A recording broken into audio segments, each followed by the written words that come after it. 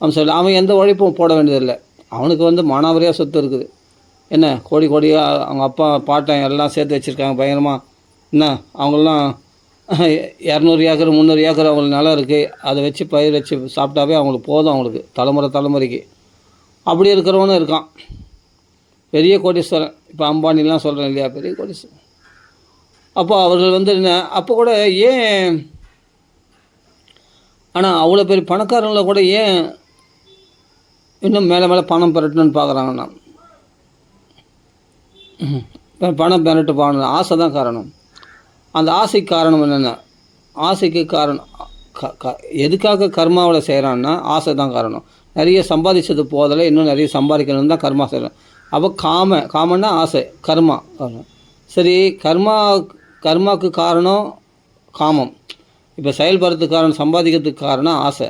ஆசைக்கு காரணம் என்ன, அவித்யை தான் ராங் ஐடென்டிஃபிகேஷன். ராங் ஐடென்டிஃபிகேஷனாக என்னதுன்னா இந்த உடம்பே நானுன்னு நினைக்கிறது.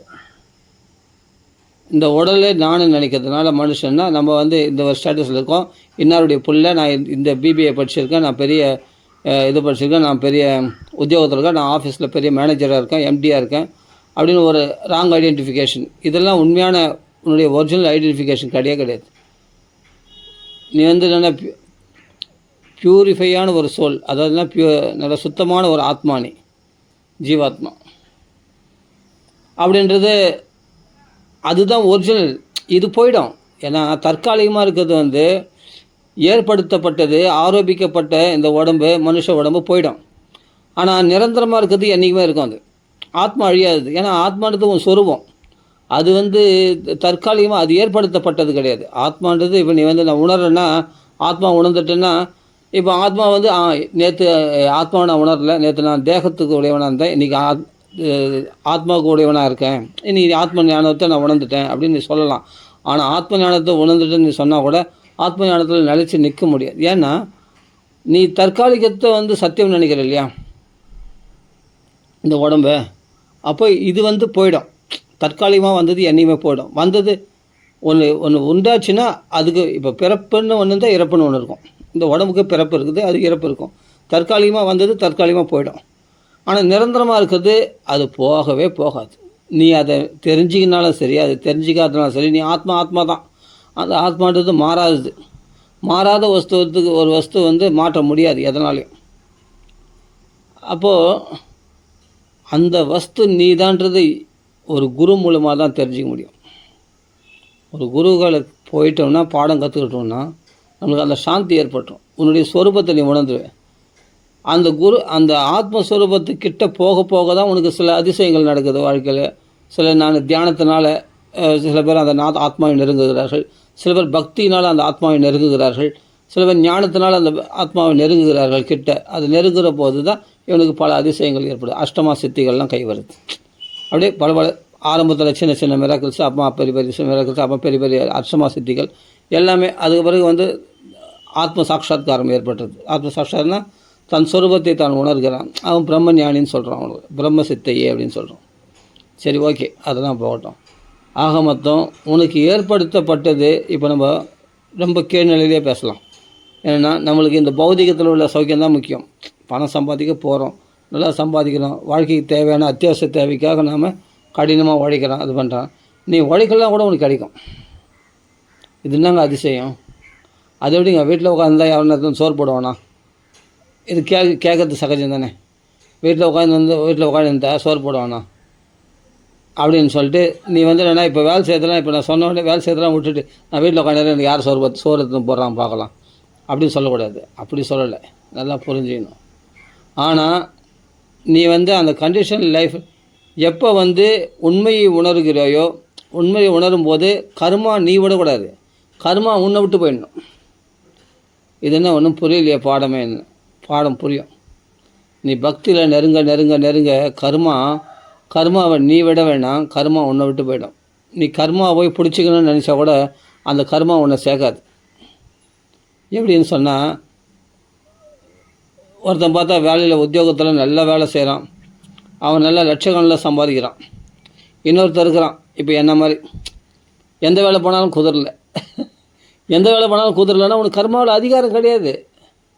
ஏன்பா எரிஞ்சு போன கயிறுப்பா, பார்க்கறதுக்கு கயிறு மாதிரியே இருக்குது, சாம்பல் அது, அதை எடுத்து கட்ட முடியுமா? ஆனால் எரியாத ஒரு கயிறு இருக்குது, அதை வச்சு கட்ட முடியும். அந்த கயிறு வச்சு நம்ம ஏதாவது ஒரு மாட்டுக்கு மாட்டு கயிறு கயிற்றுல கயிறு கட்டலாம், எல்லாம் பண்ணலாம். ஆனால் எரிஞ்சு போன ஒரு கயிறு அது பார்த்து கயிறு மாதிரி தான் இருக்கும், ஆனால் அதை எடுத்து கட்ட முடியாது. அது மாதிரி இப்போ கர்மா யாவனுக்கு விட்டு போச்சோ பக்தினாலேயோ இல்லாட்டி முன் ஜென்மத்தில் அது முன் ஜென்மத்தில் விட்ட குறை தொட்ட குறை பக்தினாலேயோ ஞானத்தினாலேயோ பரிச்சித் அவனுக்கு கர்மா எரிஞ்சு போச்சோ அவனு என்னென்னா எந்த கர்மாவிலையும் இப்போ நான் கூட எவ்வளோ வேலைகளுக்கு போகிறேன், அந்த வேலைகள் ஏன் குதிரல, ஏன் அந்த வேலையில் ஒரு மாதம் கூட நிலைக்க முடியல, 2 மாதம் கூட நிலைக்க முடியல அப்படின்னா உனக்கு கர்மாவில் அதிகாரம் கிடையாது. கர்மா உன்னை சேர்க்காது. கர்மாவில் பற்றுதல், கர்மாவில் நமே கர்மானி லிம்பந்தி நமே கர்ம பல ஸ்பிருகான் கீதையில் பகவான் சொல்கிறேன். பகவானை போல பக்தர்களும் என்ன பண்ணுவாங்க, அவர்கள் கர்மாக்கள் ஒட்டாது. அவருக்கு எந்த வேலை செய்தாலும் செய்ய மாட்டாங்க, செய்ய முடியாது அவங்களால. இது ஒரு படம் ஒன்று இருக்குது, திருவருள்னு ஒரு படம். முருக பக்தர் ஒருத்தர், அதான் மருதமலை கோயிலை ஏற்படுத்தினவர். அவர் பேர் தேவர், ஏதோ ஒரு பேர் வரும்.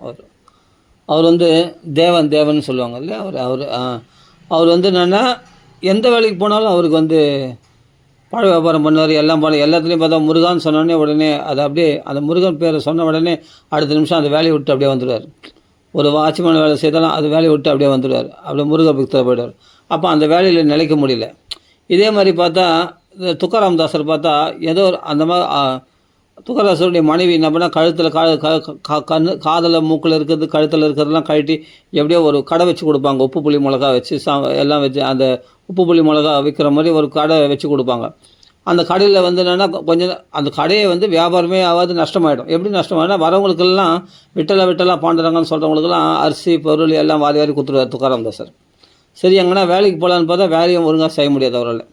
எப்பொழுதும் பாண்டுரங்க பக்தியில் இருக்கும்போது அந்த வேலையை சரியாக செய்ய முடியாது. அப்போ அவனுக்கு அந்த வேலை வாங்குறவன் என் வேலைக்கு லாய்க்கலன்னு திருப்பி அனுப்பிச்சிடுவாங்க. இது மாதிரி எந்த வேலையுமே அவங்களுக்கு செட் ஆகாது. இதே மாதிரி தியாகராஜ சுவாமிகளும் சரி அது மாதிரி தான். அது மாதிரி ஏன்னா அவர்கள் முன் ஜென்மத்தில் அதுக்கு முன் ஜென்மத்தில் கர்மாவை கழிச்சாச்சு. அவங்களுக்கு இப்போ கர்மா செய்தால் கூட அந்த கர்மாவில் அவங்களால நிலைக்க முடியாது. அப்போது நம்ம என்ன நினைக்கிறோம், நம்மளுக்கு துர்பாக்கிய நிலை, நம்மளுடைய துக்க தாரித்யம் தௌர்பாக்கிய பாபட்சம்னு நம்மளுடைய துர்பாக்கிய நிலை பற்றியா, நம்மளுக்கு எந்த வேலை போனாலும் செட் ஆக மாட்டேங்குது, நம்மளால் நல்லா சம்பாதிக்க முடியல பற்றியா. பாருங்கள், ஒருத்தரும் பாருங்கள், பேங்க்கில் போனால் லட்சமாக சம்பாதிக்கலாம், நல்லா சம்பாதிக்கலாம். அதே பேங்க் வேலைக்கு போய் நம்மளுக்கு சம்பாதிக்க முடியலையே, நம்மளை வீட்டுக்கு அனுப்பிச்சிடுறாங்களே, நம்மளுக்கு எந்த வேலையும் செட் ஆக மாட்டேங்குது. ஏதாவது ஒரு காய்கறி வியாபாரம் பண்ணாலும் செட் ஆக மாட்டேது, எந்த வேலை போனாலும் எந்த வேலையும் செட் ஆக மாட்டேங்குது. உனக்கு கர்மாவில் அதிகாரம் இருந்தால் தானே செட் ஆகும். உனக்கு பக்தியில் தானே அதிகாரம் இருக்குது, புரியுதா? அப்போது கர்மா நீ பிடிச்சிக்கிட்டா கூட கர்மா உன்னை உதறி தள்ளியாச்சு, கர்மா உன்னை விட்டுடுச்சு, நீ கர்மா விடலை. இப்போது ஒரு காயில் மாங்காய் இருக்குது, மாங்காய் காய் இருக்குது, அந்த மாங்காய் காயை ஒருத்தன் பறிக்கிறான்னா அந்த காம்புலேயும் பால் கசியும், அந்த மாங்காயிலையும் பார்த்தா பால் கசியும், ஏன்னா அது காயில் பறிச்சிட்டேன். இதே ஒரு பழுத்து போன பழம் இருக்குது வச்சுங்களேன், மாம்பழம், பழுத்து போன பழம் ஒன்றுமே இல்லை, தன்னாலே தொப்புன்னு கொட்டி போடும்.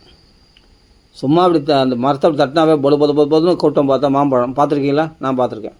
மாந்தோப்பில் போனால் அப்படியே உட்காந்துனே அந்த மாம்பழம் சாப்பிடலாம், அப்படி தரையோடு இருக்கும் அந்த மாமரத்தில் பார்த்தா மாம்பழம்லாம்.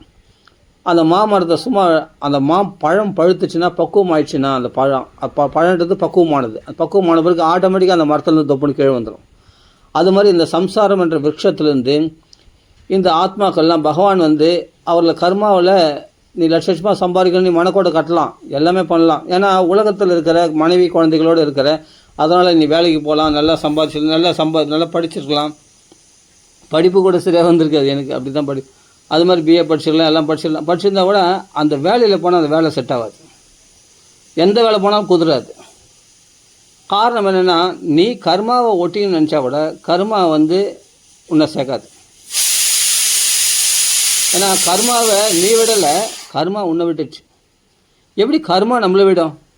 மரம் எப்படி பழத்தை விட்டுதோ அது மாதிரி தான் மரத்துலேருந்து வந்தது நம்ம பழம், அது பூவாக இருக்குது, அப்புறமா காயாச்சு, மாங்காயாச்சு, இப்போ பூவாக இருந்தது, காயாக இருந்தது, அப்போ பழமாக இருந்தோடனே அந்த மரம் அந்த பழத்தை விட்டுச்சு. ஏன் விட்டுச்சு? அது பக்குவமாகிடுச்சு. இனிமேல்ட்டு அது எங்களை ஒட்டின்னு இருக்கிறதுக்கு அது காலம் கடந்து போச்சு, அவள் தான் அது பழுத்து போச்சு. இனிமேல்ட்டு அது எங்களை இந்த மரத்தில் ஒட்டின்னு இருக்க முடியாது. அது மாதிரி இந்த சம்சாரம் என்ற விருட்சத்தில் நீ ஒட்டின்னு இருக்க முடியாது. இந்த சம்சாரம் வந்து உன்னை பந்தப்படுத்த முடியாது. ஏன்னா நீ வந்து ஆத்ம ஞானத்துக்கிட்ட வந்துட்ட. ஆத்ம ஞானத்துக்கிட்ட வந்துட்டவங்களுக்கு கர்ம வினைகள் ஒட்டாது. கர்மாவை இவன் பிடிச்சிக்கிட்டா கூட டாபிக் வந்து ரொம்ப அருமையான டாப்பிக்கு. இது கொஞ்சம் டீப்பாக பேசினா இன்னும் நல்லாயிருக்கும். இது நிறைய பேர் புரிஞ்சிக்க மாட்டாங்க. சில தோல்விகளை கண்டு அப்படியே மனம் நொந்துருவாங்க. என்னடா அது எல்லாம் நல்லா என்ன மாதிரி படித்தவன் தான், எனக்கு பின்னாடி படித்தவன் தான், அவன்லாம் நல்ல உத்தியோகத்தில் இருக்கான், நல்லா சம்பாதிக்கிறான், நல்ல இதுவாக இருக்கான். ஆனால் பார்த்தா எனக்கு எந்த வேலையும் செட் ஆக மாட்டுது. எல்லாம் ஒரு 6 மாதம் 1 வருஷம் அப்போ தாக்குப்பிடிக்கிறத பெரிய விஷயமா இருக்குது. அப்போ அதுலேருந்து நம்ம தெரிஞ்சுக்கணுமா, பகவானுடைய இது கபில உபதேசத்தில் வருது. பகவான் சோச்சதி, அவன் சோச்சதின மூடதி, அவனுடைய மூடத்தன்மையினால் பெருசாக சோகிக்கிறான். அவனை தான் பகவான் தான் அவனுடைய அந்த அவனை சம்பாதிக்காதபடி அவனுடைய அந்த சந்தோஷத்தை பிடுங்கிறது அப்படின்றது இவன் தெரிஞ்சிக்க மாட்டேன்றான். ஏன்னா இவனுக்கு கர்மாவில் அதிகாரம் இல்லை. அவனை நான் எடுத்துக்கணும்னு நினச்சின்னுக்கிறேன். அவனை வந்து நான் என் பக்திக்கு அழைச்சிடணும்னு நினைக்கிறேன். அவனை என் வழிக்கு இல்லை. அவன் என்ன பண்ணுவான் தெரியுமா, இல்லை எப்படியாவது முயற்சி பண்ணி ஏதாவது ஹோட்டல் வச்சு ஏதாவது வண்டி தள்ளியாவது எதாவது இட்லி கடை வச்சு எப்படியாவது பொழைக்கணும். அவன் என்ன பண்ணுவான், வேலை கிடைக்கலாம் அப்படி தான் சொந்த தொழில், இட்லி கடை வைக்கிறது, தோசை ஏதாவது ஒன்று வச்சு அது மாதிரி எத்தனையோ பேர் பண்ணி பார்த்துருக்கேன். அப்படியாவது பொழைக்கணும் பார்ப்பேன். ஏன்னா குடும்பத்தை தள்ளணுக்காக அவன் நோக்கம் பாருங்கள். அப்போ என்னென்னா, நீ கர்மாவை ரொம்ப விரும்புகிறேன்னு சொன்னால் மறுபடியும் நீ கர்மாவில் பந்தப்படணும்னு ஆசைப்படுறேன்னா கர்மா கொடுப்பான், வேறு வழி இல்லை. ஆனால் உனக்கு கர்மாவில் அதிகாரம் கிடையாதுன்றது நீ உணர்ந்துட்டேன்னா சூப்பர். அப்போ கர்மா வந்து கர்மாவில் உனக்கு அதிகாரம் கிடையாது. அதில் அதிகாரம் கிடையாது. கர்ம வினைகள்லேயும் உனக்கு அதிகாரம் கிடையாது. அப்போ எந்த செயலுக்கு நீ உட்பட்டவும் கிடையாது. அப்போ எதுவுமே செட் ஆகலை. ஏதோ ஒரு வேலை செட் ஆகாமல் போகலாம், ஒரு 2 வேலை செட் ஆகாமல் போகலாம். தொடர்ந்து எல்லாமே ஃபெயிலியர் ஆகணும். ஆமாம். ஆனால் நீ என்ன பண்ண, தொடர்ந்து முயற்சி பண்ணி எப்படியாவது ரொம்ப கஷ்டப்பட்டு எப்படியாவது அதுக்கு என்ன பண்ண, பரிகாரம் பண்ணி எந்த சாமி கும்பிட்டா உடனே பலன் கிடைக்குமோ அந்த சாமியெல்லாம் கும்பிட்றதுக்கு போவேன். என்னென்ன பரிகாரம் பண்ணுமோ அது தற்கொலை. அதுதான் கபில உபதேசம் சொல்கிறது. அதுக்கு பிரதிகாரம் பண்ணுறான். பிரதிகாரம் பண்ணி எப்படியாவது அந்த பொருளை அடையணும்னு ஆசைப்பட்றான். அப்போ அந்த குடும்பத்தை காப்பாற்றுறதுக்கு அவன் என்ன பொருள் அடையணும்னு ஆசைப்பட்றான். கொஞ்சம் உடனே அதுக்காக வேறு மாற்று விஷயம், அதுக்கு மாற்றாக வேறு ஏதாவது வேலை கிடைக்கல, வேறு ஏதாவது தொழில். சரி, இவன் என்ன பண்ண, இவனுடைய முயற்சி மெய்வருத்த கூறி தரணும் இல்லையா, அதுக்கேற்ற மாதிரி இவனுக்கு கொஞ்சம் பணம் கிடைக்கும், எல்லாம் கிடைக்கும். ஆனால் இவனுக்கு கர்மாவில் அதிகாரம் இல்லாத இவனே கர்மாவை ஏற்படுத்திக்கும் போது வேறு வழி இல்லை. அப்போ இவன் கர்மாவை விரும்புகிறான். அப்படின் போது பகவானாக கருணையினால் கர்மாவிலேருந்து உன்னை விடுவிச்சிருக்கார். கர்மா உன்னை விட்டுடுது. ஆனால் நீயே கர்மா சேர்த்துக்கணும், என்ன பண்ண முடியும்? அப்போது அதுக்கான பிறவிகளை அடையணும், அதுக்கான ஒரு வசதிகள் கொடுங்க. நீ எத்பாவோ தத்பாவோ நீ விரும்புகிறேன்னு சொன்னால் அதுக்கான கொஞ்சம் வசதிகளை கொடுப்பான். ஆனால் பகவான் யாரிடத்தில் அதிகமான கருணை காட்டினானோ அவன் எந்த முயற்சி பண்ணாலும் அவனை தோல்வி அடைய செய்வான்.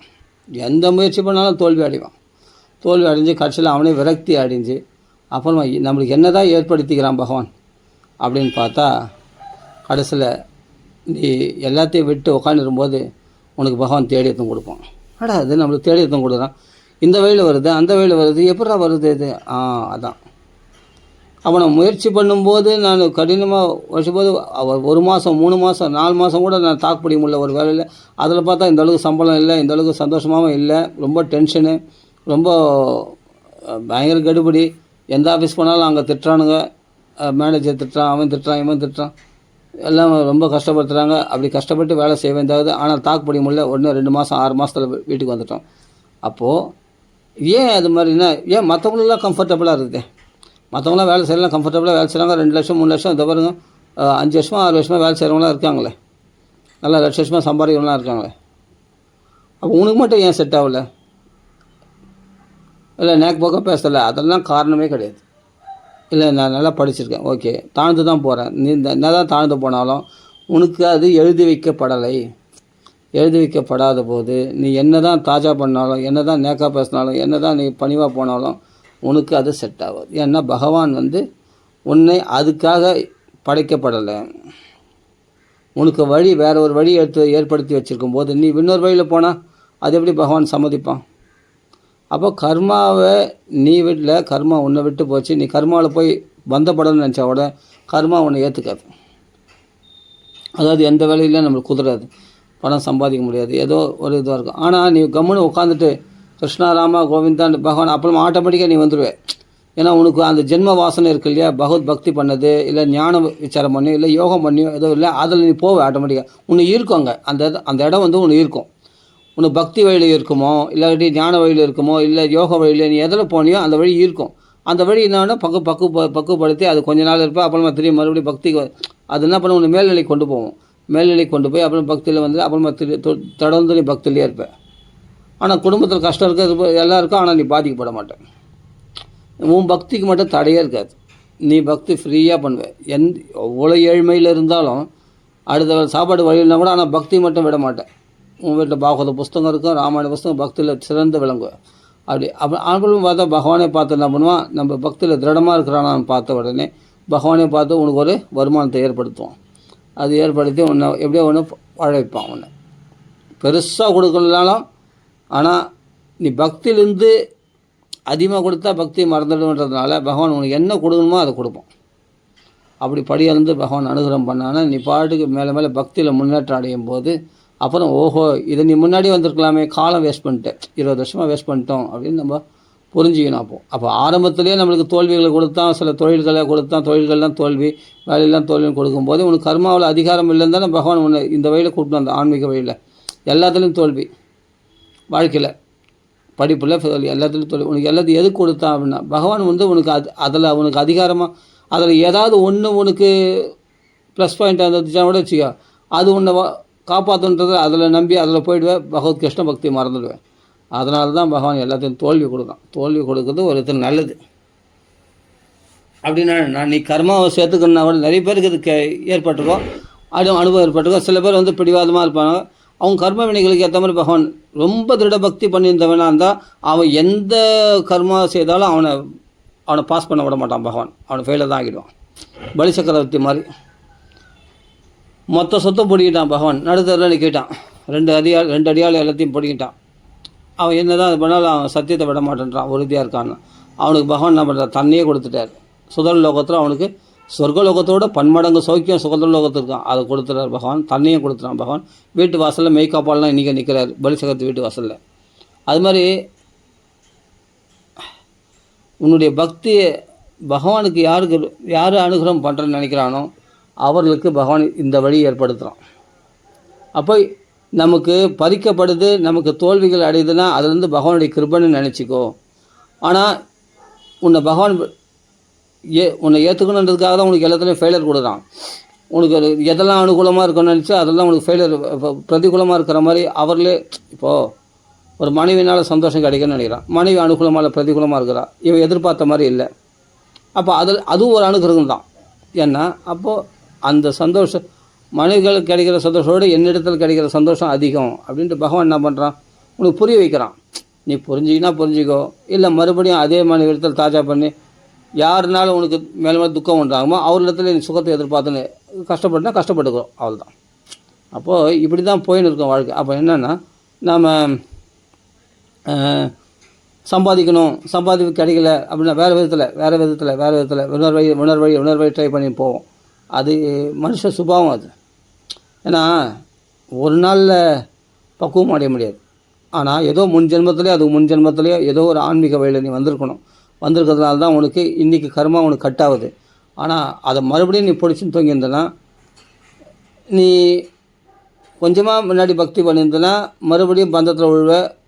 நல்லா டீப்பாக முன்னாடி முன் ஜென்மத்தில் பக்தி பண்ணியிருந்தால் எந்த கர்மாவும் உனக்கு ஒட்டாது. எந்த கர்மாவும் செய்தாலும் நீ அது பாஸ் ஆகாது, ஃபெயிலியர் ஆகிடும். ஏன்னா உன்னை பகவான் கூப்பிட்றான். பகவான் வந்து இந்த கர்ம வினையில் நீ போய் சம்சாரத்தில் மாட்டிக்காத, நீ வெளியே வா அப்படின்ட்டு பகவான் உன்னை தனியாக எடுக்க பார்க்குறான். தனியாக எடுக்க பார்க்கும்போது ஆட்டோமேட்டிக்காக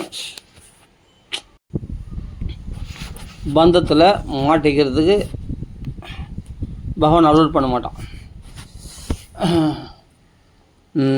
எங்கே இருந்தாலும் நம்மளை பிடிச்சி சேர்த்துனா நம்மளுக்கு சத்சங்கத்தை கொடுப்பான். சத்சங்கத்தை கொடுத்து நம்மளுக்கு பக்தியில் பக்குவப்படைய செய்வான் பகவான். அதனால் நம்ம வாழ்க்கையில் ஏற்படக்கூடிய சின்ன சின்ன கஷ்டங்களோ தோல்விகளோ நம்ம நினச்சது நடக்காததோ நம்மளுக்கு நினச்சதுக்கு ஏறுமாறாக நடக்கிறதோ அதெல்லாம் பகவானுடைய கருணைன்னு புரிஞ்சுக்கிட்டு பகவானுடைய அதை அப்படியே அக்செப்ட் பண்ணிக்கிட்டோம். இப்போது ஒரு தோல்வினா அதை அக்செப்ட் பண்ணிக்க தெரியும். நான் தோல்வி அடைவேன், நான் எப்படிப்பட்டவன், என்னுடைய ஸ்டேட்டஸ்னால் என்னுடைய இமேஜ் என்ன, நான் எப்படி தோல்வி அடையுது, நான் என்னுடைய கௌரவத்தை விட்டு விட மாட்டேன் அப்படின்னு சொன்னால் இன்னும் கர்மா வளரும். கர்மாவை சேர்த்துக்கிறேன்னு அர்த்தம். அந்த தோல்வியை அக்செப்ட் பண்ணிக்கிட்டு அந்த லாஸை நான் ஏற்றுக்கிறேன்னு சொன்னால் கர்மா கழிஞ்சதுன்னு அர்த்தம். அந்த நஷ்டத்தை நான் ஏற்றுக்கிறேன், ஓகே எனக்கு தோல்வி, ஆமாம் எனக்கு நான் லாஸ் ஆகிடுச்சு, ஆமாம் அதை அக்செப்ட் பண்ணிக்கிறேன் அப்படின்னா கர்மா கழியுது. ரொம்ப நாள் தான் போச்சு, போக சும குறையுது. சும குறைய நம்மளுக்கு என்ன ரிலீஃபாக இருக்கலாம். அது மட்டும் இல்லாமல் மனசும் பக்குவம் அடையுது. பரவாயில்ல, தோல்விகளை தாங்கக்கூடிய சக்தி உனக்கு கிடைச்சிச்சு அப்படின்னு ஒரு பக்குவம் கிடையாது இல்லையா? அப்புறமா என்ன, அப்போது துன்பங்களில் தான் ஒரு மனுஷன் பக்குவம் அடைய முடியும். சந்தோஷத்தில் பக்குவம் அடைய முடியாது. சந்தோஷத்தில் இன்னும் சந்தோஷத்தை எதிர்பார்க்க தான் தோணும். இந்த சந்தோஷம் இந்த சந்தோஷத்தை நிலையாக இருக்க வச்சுக்கலாமா, இப்போ அனுபவிக்கிற சந்தோஷத்தை அப்படின்னு தோணும்.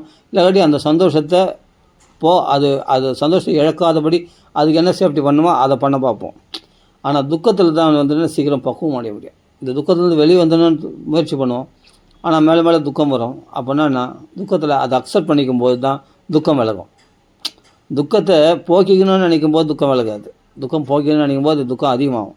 துக்கத்தை அக்செப்ட் பண்ணிக்கிட்டோம்னா, அதை மெழுகிட்டோம்னா அப்புறமா அந்த துக்கமே சுகமாக தோணும். அதெல்லாம் விஷத்தை மெழுங்கின சிவபெருமான் அமரனாக இருக்கார். விஷத்தை ஒதுக்கின இவரெல்லாம் அமிர்தத்தை மட்டும் விரும்பின அமரர்களுக்கு அழிவு உண்டு, ஆனால் சிவபெருமானுக்கு அழிவு கிடையாது. அதுமாதிரி துன்பத்தை முழுங்க கற்றுக்கணும் அப்படின்னு சொல்லுவாங்க மகான்கள். அதனால் நமக்கு வரக்கூடிய தோல்விகளோ கஷ்டங்களோ எல்லாம் பகவானுடைய ஈவு, பகவானுடைய கிஃப்ட். ஏன்னா உன்னை பந்தப்படுத்தக்கூடாதுன்னு பகவான் அந்த துன்பத்தை கொடுக்குறான். புரிஞ்சுக்கிட்டு அதில் வெளியே வந்துட்டோம்னா, பக்தியில் வந்துட்டோம்னா நம்ம பழிச்சோம்.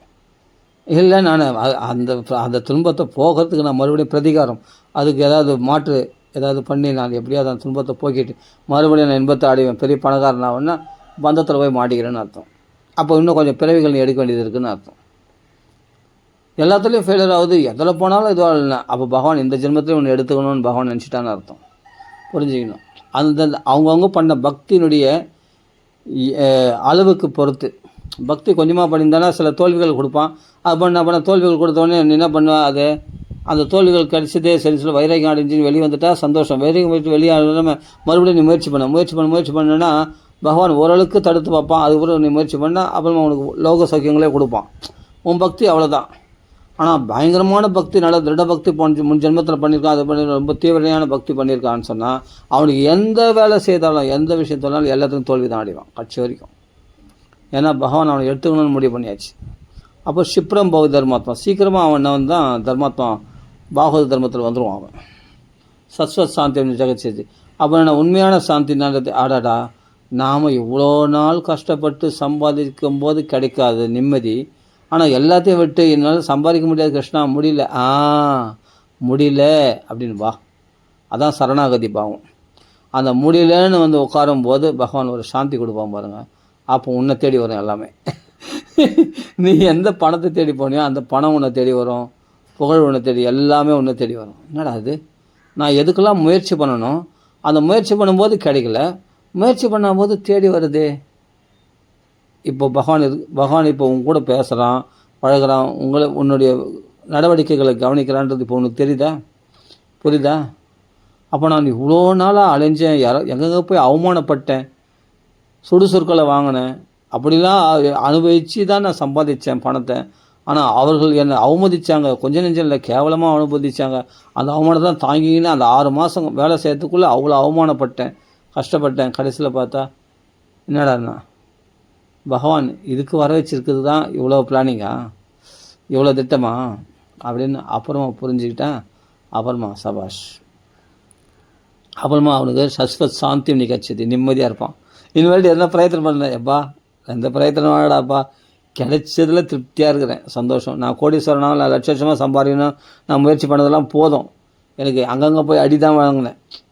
நான் சொன்ன உடம்புல அடி இல்லை, மனசில் அடி வாங்கினேன், போதும். அந்த HDFC பேங்க்கு, ICICI பேங்க்லாம் போய் நம்ம எவ்வளோ அவஸ்தைப்பட்டுருக்கோம். சொல்கிறேன் ஒரு பேச்சுக்கு. நல்லா அந்த பேங்க் வேலையே நிலைச்சிருந்தால் நல்லா சம்பாதிச்சிடலாம், அது வேறு விஷயம். ஆனால் அதை நிலைக்க விடாத காரணம் என்னென்னா பகவானுடைய சங்கல்பம். அவ்வளோ பணம் வாங்கணும், ஆனால் அதுக்கு சரி எந்த அளவுக்கு பணம் அதிகமாக சாப்பிடணும் அந்தளவுக்கு தொல்லைகளும் அதிகமாக இருக்கும்.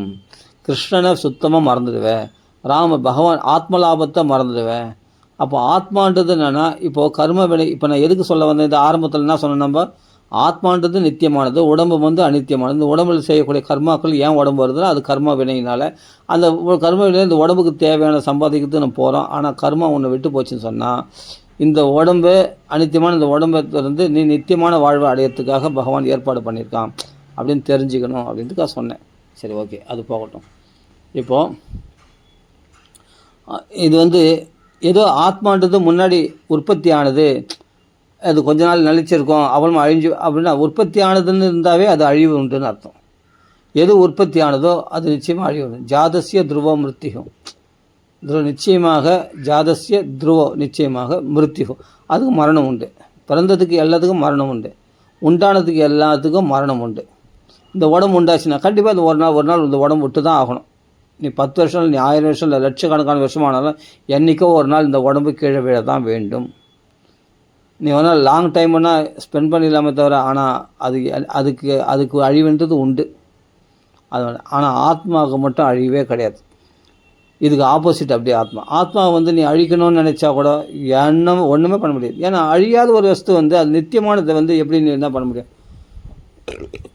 அந்த ஆத்மாவின் மேலே இந்த உடம்பு வந்து ஆரோபிக்கப்பட்டிருக்கிறது இல்லையா, கல்பிக்கப்பட்டிருக்குது. அப்போ அந்த ஆத்மா நித்தியமானது. அதை நீ உணர்ந்தாலும் உணராலும் ஆத்மா இருக்கிறது, அது இருக்கிற வேண்டிய இடத்துல எந்த தான் இருக்குது, அது அப்படியே தான் இருக்குது, அது எந்த மாற்றமும் அடையலை. அப்போ அழியாததுக்கு என்றைக்கும் அழிவு கிடையாது, அழியக்கூடியதுக்கு நிலை கிடையாது. இதுதான் பகவத்கீதையில் பகவான் சொல்கிறான். அழியக்கூடியதுக்கு நிலை கிடையாது, அழியாததுக்கு என்றைக்குமே அழிவு கிடையாது. அப்படின்னும் போது இந்த கர்ம வினைகள்லாம் அப்படி தான் உன்னை விட்டு போயிடும். கர்மம் நீ விடணும்னு நினச்சா விடவே முடியாது. ஏன்னா உனக்கு கர்ம வினைகள், நீ அவ்வளோ பாவம் பண்ணியிருக்கிய, அதுக்கான பலனை அனுபவிக்கிற வரைக்கும். இப்போது சிறை தண்டனை கொடுக்குறான், 6 மாதம் ஜெயில்னா 6 மாதம் முடிகிற வரைக்கும் உன்னை வெளியே விட மாட்டான். அதில் பல தண்டனைகள் அனுபவித்து தான் அது முடிஞ்ச பிறகு தான், அந்த 6 மாதம் முடிஞ்ச பிறகு தான் உன்னை வெளியே விடுவான் அந்த சிறையில். ஏன்னா அது மாதிரி நீ தவறுகள் பண்ணி குற்றம் பண்ணியிருக்கேன் இல்லையா. அது மாதிரி நம்ம கர்மா விடணும்னு நினச்சா விட முடியாது. ஆனால் கருணையின் அடிப்படையில், உன்னுடைய நன்னடத்தையின் அடிப்படையில் 6 மாதத்தை வந்து குறுகி 3 மாதத்தில் உன்னை விடுவிச்சிடுறாங்க இல்லையா. இதே நம்ம சட்டத்தில் பார்க்குறோம் நம்ம எவ்வளோ பேர். கருணையின் அடிப்படையில், உன்னுடைய நன்னடத்தை அடிப்படையில் 6 மாதம் ஜெயிலுன்றது 3 மாதத்தில் விடுவிச்சிடுறாங்க. அதையும் நம்ம பார்க்குறோம். அப்படின்னும் போது சட்டம் இது. ஓகே, அது மாதிரி நாம் கர்ம வினைகள் இருந்தால் கூட ஒரு மகான்களுடைய சங்கம், மகான்கள்லாம் பகவானுடைய நேரடி தொடர்பு கொண்டவர்கள், அந்த மகானுடைய சங்கத்தினால இந்த கர்ம வினையிலிருந்து சீக்கிரமாக விடுபட முடியும். நீ கர்ம வினைகளை தொடர்ந்து அனுபவிக்கணும்னு அவசியம் இல்லை, அது புரிஞ்சுக்கணும். இதெல்லாம் நான் ஸ்லோகங்களோடு சொல்ல முடியும், ஆனால் ஒவ்வொரு ஸ்லோகமும் அதுக்கு சொல்லிட்டு இருந்தால் அது டைம் தான் ஆகும் அப்படின்னு பார்க்குறேன். அப்போது சுகத்தை தேடி ஒரு மனுஷன் ஓடுறான், ஆனால் துக்கத்தை தேடி ஒரு மனுஷன் ஓடலை. ஆனால் துக்கத்தை தேடி ஓடாத போது துக்கம் ஒன்று தேடி வருது. இப்போது பகலே வேணும்னு நினைக்கிறோம், பகலே கிடைக்குமா? இரவும் வரதான் செய்யும். நீ வேண்டுன்றதுனால பகலே இருக்காது. பகலுக்கு 12 மணி நேரம் தான், இரவுக்கு 12 மணி நேரம் தான். அதே மாதிரி சுகம்னு வரும்போது சுகம் வரதான் செய்யும். நீ வேண்டுறதுனால சுகம் வரல, உனக்கு சுகம் வரணும்னு உனக்கு நீ பண்ண கர்ம வினைகள், நீ புண்ணியம் பண்ணியிருக்கலாம், அதுக்கேற்ற சுகம் வரதான் செய்யும். நீ பாவம் பண்ணியிருக்கலாம், அதுக்கேற்ற துக்கம் வரதான் செய்யும். அதை உன்னால் மாற்றவே முடியாது. நீ கர்ம வினைகளுக்கு அடிமைப்பட்டவன் தான் ஒரு ஜீவன். அப்போ அந்த ஜீவன் தன் சொரூபத்தை உணரும்போது அவன் பரனாகிறான், பரனுடைய அம்சம், பகவானுடைய அம்சம் ஆகிறான். அம்சம்னு தன்னை உணரும்போது தான் இந்த கர்ம வினைகள் உன்னை விட்டு போயிடுது. ஏன்னா இந்த ராங் ஐடென்டிஃபிகேஷன் தானே இந்த உடம்பு நான் நினைக்கிறது. அப்போ உடம்பே நான் இல்லும்போது அந்த உடம்புக்கு வரக்கூடிய சுமைகள் எல்லாம் உன்னுடையதாகாது. நல்லா புரிஞ்சுக்கணும். இப்போது இதுக்கு ஒரு உதாரணம் சொல்கிறேன், இந்த கதை சொன்னால் உங்களுக்கு புரியும். இந்த ஸ்லோகம் வந்து பகவத்கீதையில் இருக்கிற ஸ்லோகம் தான் சொல்கிறேன். அதுக்கு முன்னாடி ஒரு விஷயம் சொல்லிடுறேன். இந்த உடம்பே நான் கிடையாது அப்படின்னும் போது இந்த உடம்புக்கு வரக்கூடிய இந்த உடம்புல அப்போ இந்த உடம்புக்குள்ள வரக்கூடிய பொறுப்புகள்லாம் இருக்குது இல்லையா. இப்போ இந்த குபேரன் என் பேர் அப்படின்னா இந்த உடம்புக்கு தேவையான மனைவி இருக்குது, குழந்தை இருக்குது, எல்லாம் குடும்பத்தை காப்பாற்றணும், இது பண்ணணும், நிறைய பொறுப்புகள் இருக்குது. அந்த வேலை செய்யணும், இன்றைக்கி அங்கே போகணும், இங்கே போகணும், எங்கே ஏதோ ஒன்று அந்த பலவிதமான விவகாரங்கள் இருக்குது இல்லையா, செயல்கள். அதெல்லாம் நான் மனக்கோட்டை கட்டிச்சுன்னா ஒரு மாதத்துக்கு பிறகு அங்கே போய் நான் பணம் கட்டணும், இங்கே போய் நான் வரி கட்டணும், இங்கே போய் பேங்க்கு காசு கட்டணும், இது பண்ண ஃபண்டுக்கு காசு கட்டணும், இப்போ நான் வட்டி கட்டணும், கடன் வாங்கியிருக்கேன் அதுக்கு கடன் அடைக்கணும் அப்படின்ட்டு எனக்கு நிறைய என்கேஜ்மெண்ட்ஸ் இருக்குது இல்லையா. அதெல்லாம் எதுனால இந்த உடம்பு குபேந்திரன் அப்படின்ற குபேரன்ற இந்த உடம்பு இந்த மனசு இந்த குபேரன்ற இந்த உடலுக்கு. ஆனால் இந்த பேரும் இந்த குபேரன்ற பேரும் நான் இல்லை, இந்த பேர் ரூபமோ இந்த உடம்புன்ற ரூபமோ நான் கிடையாது அப்படின்னு ஆத்மஸ்வரூபம்னா எனக்கு எந்த பொறுப்புகளும் கிடையாது. இந்த உடம்புக்கு தான் அந்த பொறுப்புகள் தான் இதெல்லாம். ஆனால் நான் ஆத்மாவுக்கு எனக்கு எதுவுமே கிடையாது. நான் சாட்சி மாத்திரமாக பார்த்துருக்கேன், அது எதுவும் செய்யறதில்லை. அப்படிங்கும்போது இவைகளுடைய பொறுப்புகளுக்கு நான் எப்படி பொறுப்பாவேன்? அதாவது இந்த உடம்புக்கு ஏற்படக்கூடிய செயல்களுக்கு நான் எப்படி பொறுப்பாவேன்? நான் பொறுப்பாக மாட்டேன். எனக்கு சம்மந்தம் கிடையாது. எனக்கு கிருஷ்ண சேவை இருக்குது, எனக்கு ராமருடைய சேவை இருக்குது. நான் ராமநாமா சொல்லணும், கிருஷ்ணநாமா சொல்லணும். என்னுடைய வேலையே வேறு. நான் ராங் ஐடென்டிஃபிகேஷன் பண்ணிக்கிட்டு நான் இதெல்லாம் என் வேலை நினச்சின்னு நான் பொய்யா நான் என்னை ஏமாற்றினுக்கிறேன். இத்தனை நாளாக இல்லை, இத்தனை ஜென்மமாக, எத்தனையோ ஜென்மங்களாக இது என்னுடைய உடல். ஒரு குரங்கு உடம்பு எடுத்தால் அந்த குரங்குக்கு அம்மா குரங்கு, அப்பா குரங்கு, அது பிள்ளை குரங்கு. இந்த என்னுடைய பிள்ளை குரங்குக்கு அதுக்கு உணவு கொண்டு வந்து கொடுக்கணும். அது என் வேலை, அது என் கடமை. அந்த குழந்தைக்கு நான் பால் கொடுக்கணும் அப்படின்னு ஒரு தாய் குரங்கு பால் கொடுக்குது. அதெல்லாம் அதனுடைய கடமையாகிடுது. அப்போ அந்த குரங்குல அதில் ஒரு மென்டாலிட்டி என்னென்னா அது ராங் ஐடென்டிஃபிகேஷன். இந்த குரங்கு நான் இது எங்கள் அம்மா அப்பா குரங்கு, இது என் மனைவி குரங்கு, என் பிள்ளை குரங்கு அப்படின்னு அந்த குரங்கு உடம்புல ஒரு பந்தம் ஏற்படுது. அப்புறமா என்னென்னா அதுக்கான பொறுப்புகளை அதை வகிக்குது. அப்போது அதே மாதிரி தான் மனுஷன், அதே மாதிரி தான் மற்ற பறவைகள், பட்சிகள், மிருகங்கள், மரங்கள், செடி கொடிகள் எல்லாமே, தேவர்கள், அசுரர்கள், கிண்ணர்கள் எல்லாருமே. அப்போ அவைகளோட உருவம் எடுத்த பிறகு அந்தந்த ராங் ஐடென்டிஃபிகேஷன் பண்ணிக்கிட்டு நான் இதுதான் என் உலகம், இதான் என் வாழ்க்கை, இதான் என் குடும்பம், இதான் என் உடம்பு அப்படின்னு தப்பானது பண்ணிட்டு என்ன பண்ணேன், பெரிய அஜ்ஞானத்தில் எல்லா சுமைகளையும் இவன் ஏற்றுக்கிறான். இந்த அஜ்ஞானம் என்றைக்கு விலகுன்னா அதுதான் சொல்கிறார் அவித்தியினா வித்தை இல்லை. வித்தைன்றது ஆத்ம ஞானம், அவித்தியானது அறியாமை. இதை தெரிஞ்சிக்காமல் நீ இருக்கிறதுனால தான் இவ்வளோ பிரச்சனைகளுக்கும் இவ்வளோ இதை தெரிஞ்சுக்கிட்டா உன் சொரூபத்தை நீ தெரிஞ்சுக்கிட்டா நீ சீமானா இல்லாமல். அப்போ மானச சந்நியாசஸ்தே, மனசால் நீ சன்னியாசியாக இருக்கலாம். எப்படி இருக்கும்போது இவைகள் நான் இல்லை அப்படின்னு மனசால் ஃபஸ்ட்டு துறக்க கற்றுக்கிட்டா உடலால் செயல்கள் தன்னாலே விட்டு போயிடும். இது ரொம்ப பெரிய விஷயம், ரொம்ப சீக்கிரமாக ரிலீஃப் கொடுக்கும். பெரிய பெரிய துன்பங்கள்லேருந்து உடனே சீக்கிரமாக ரிலீஃப் கொடுக்கும் அது இந்த ஞானமானது.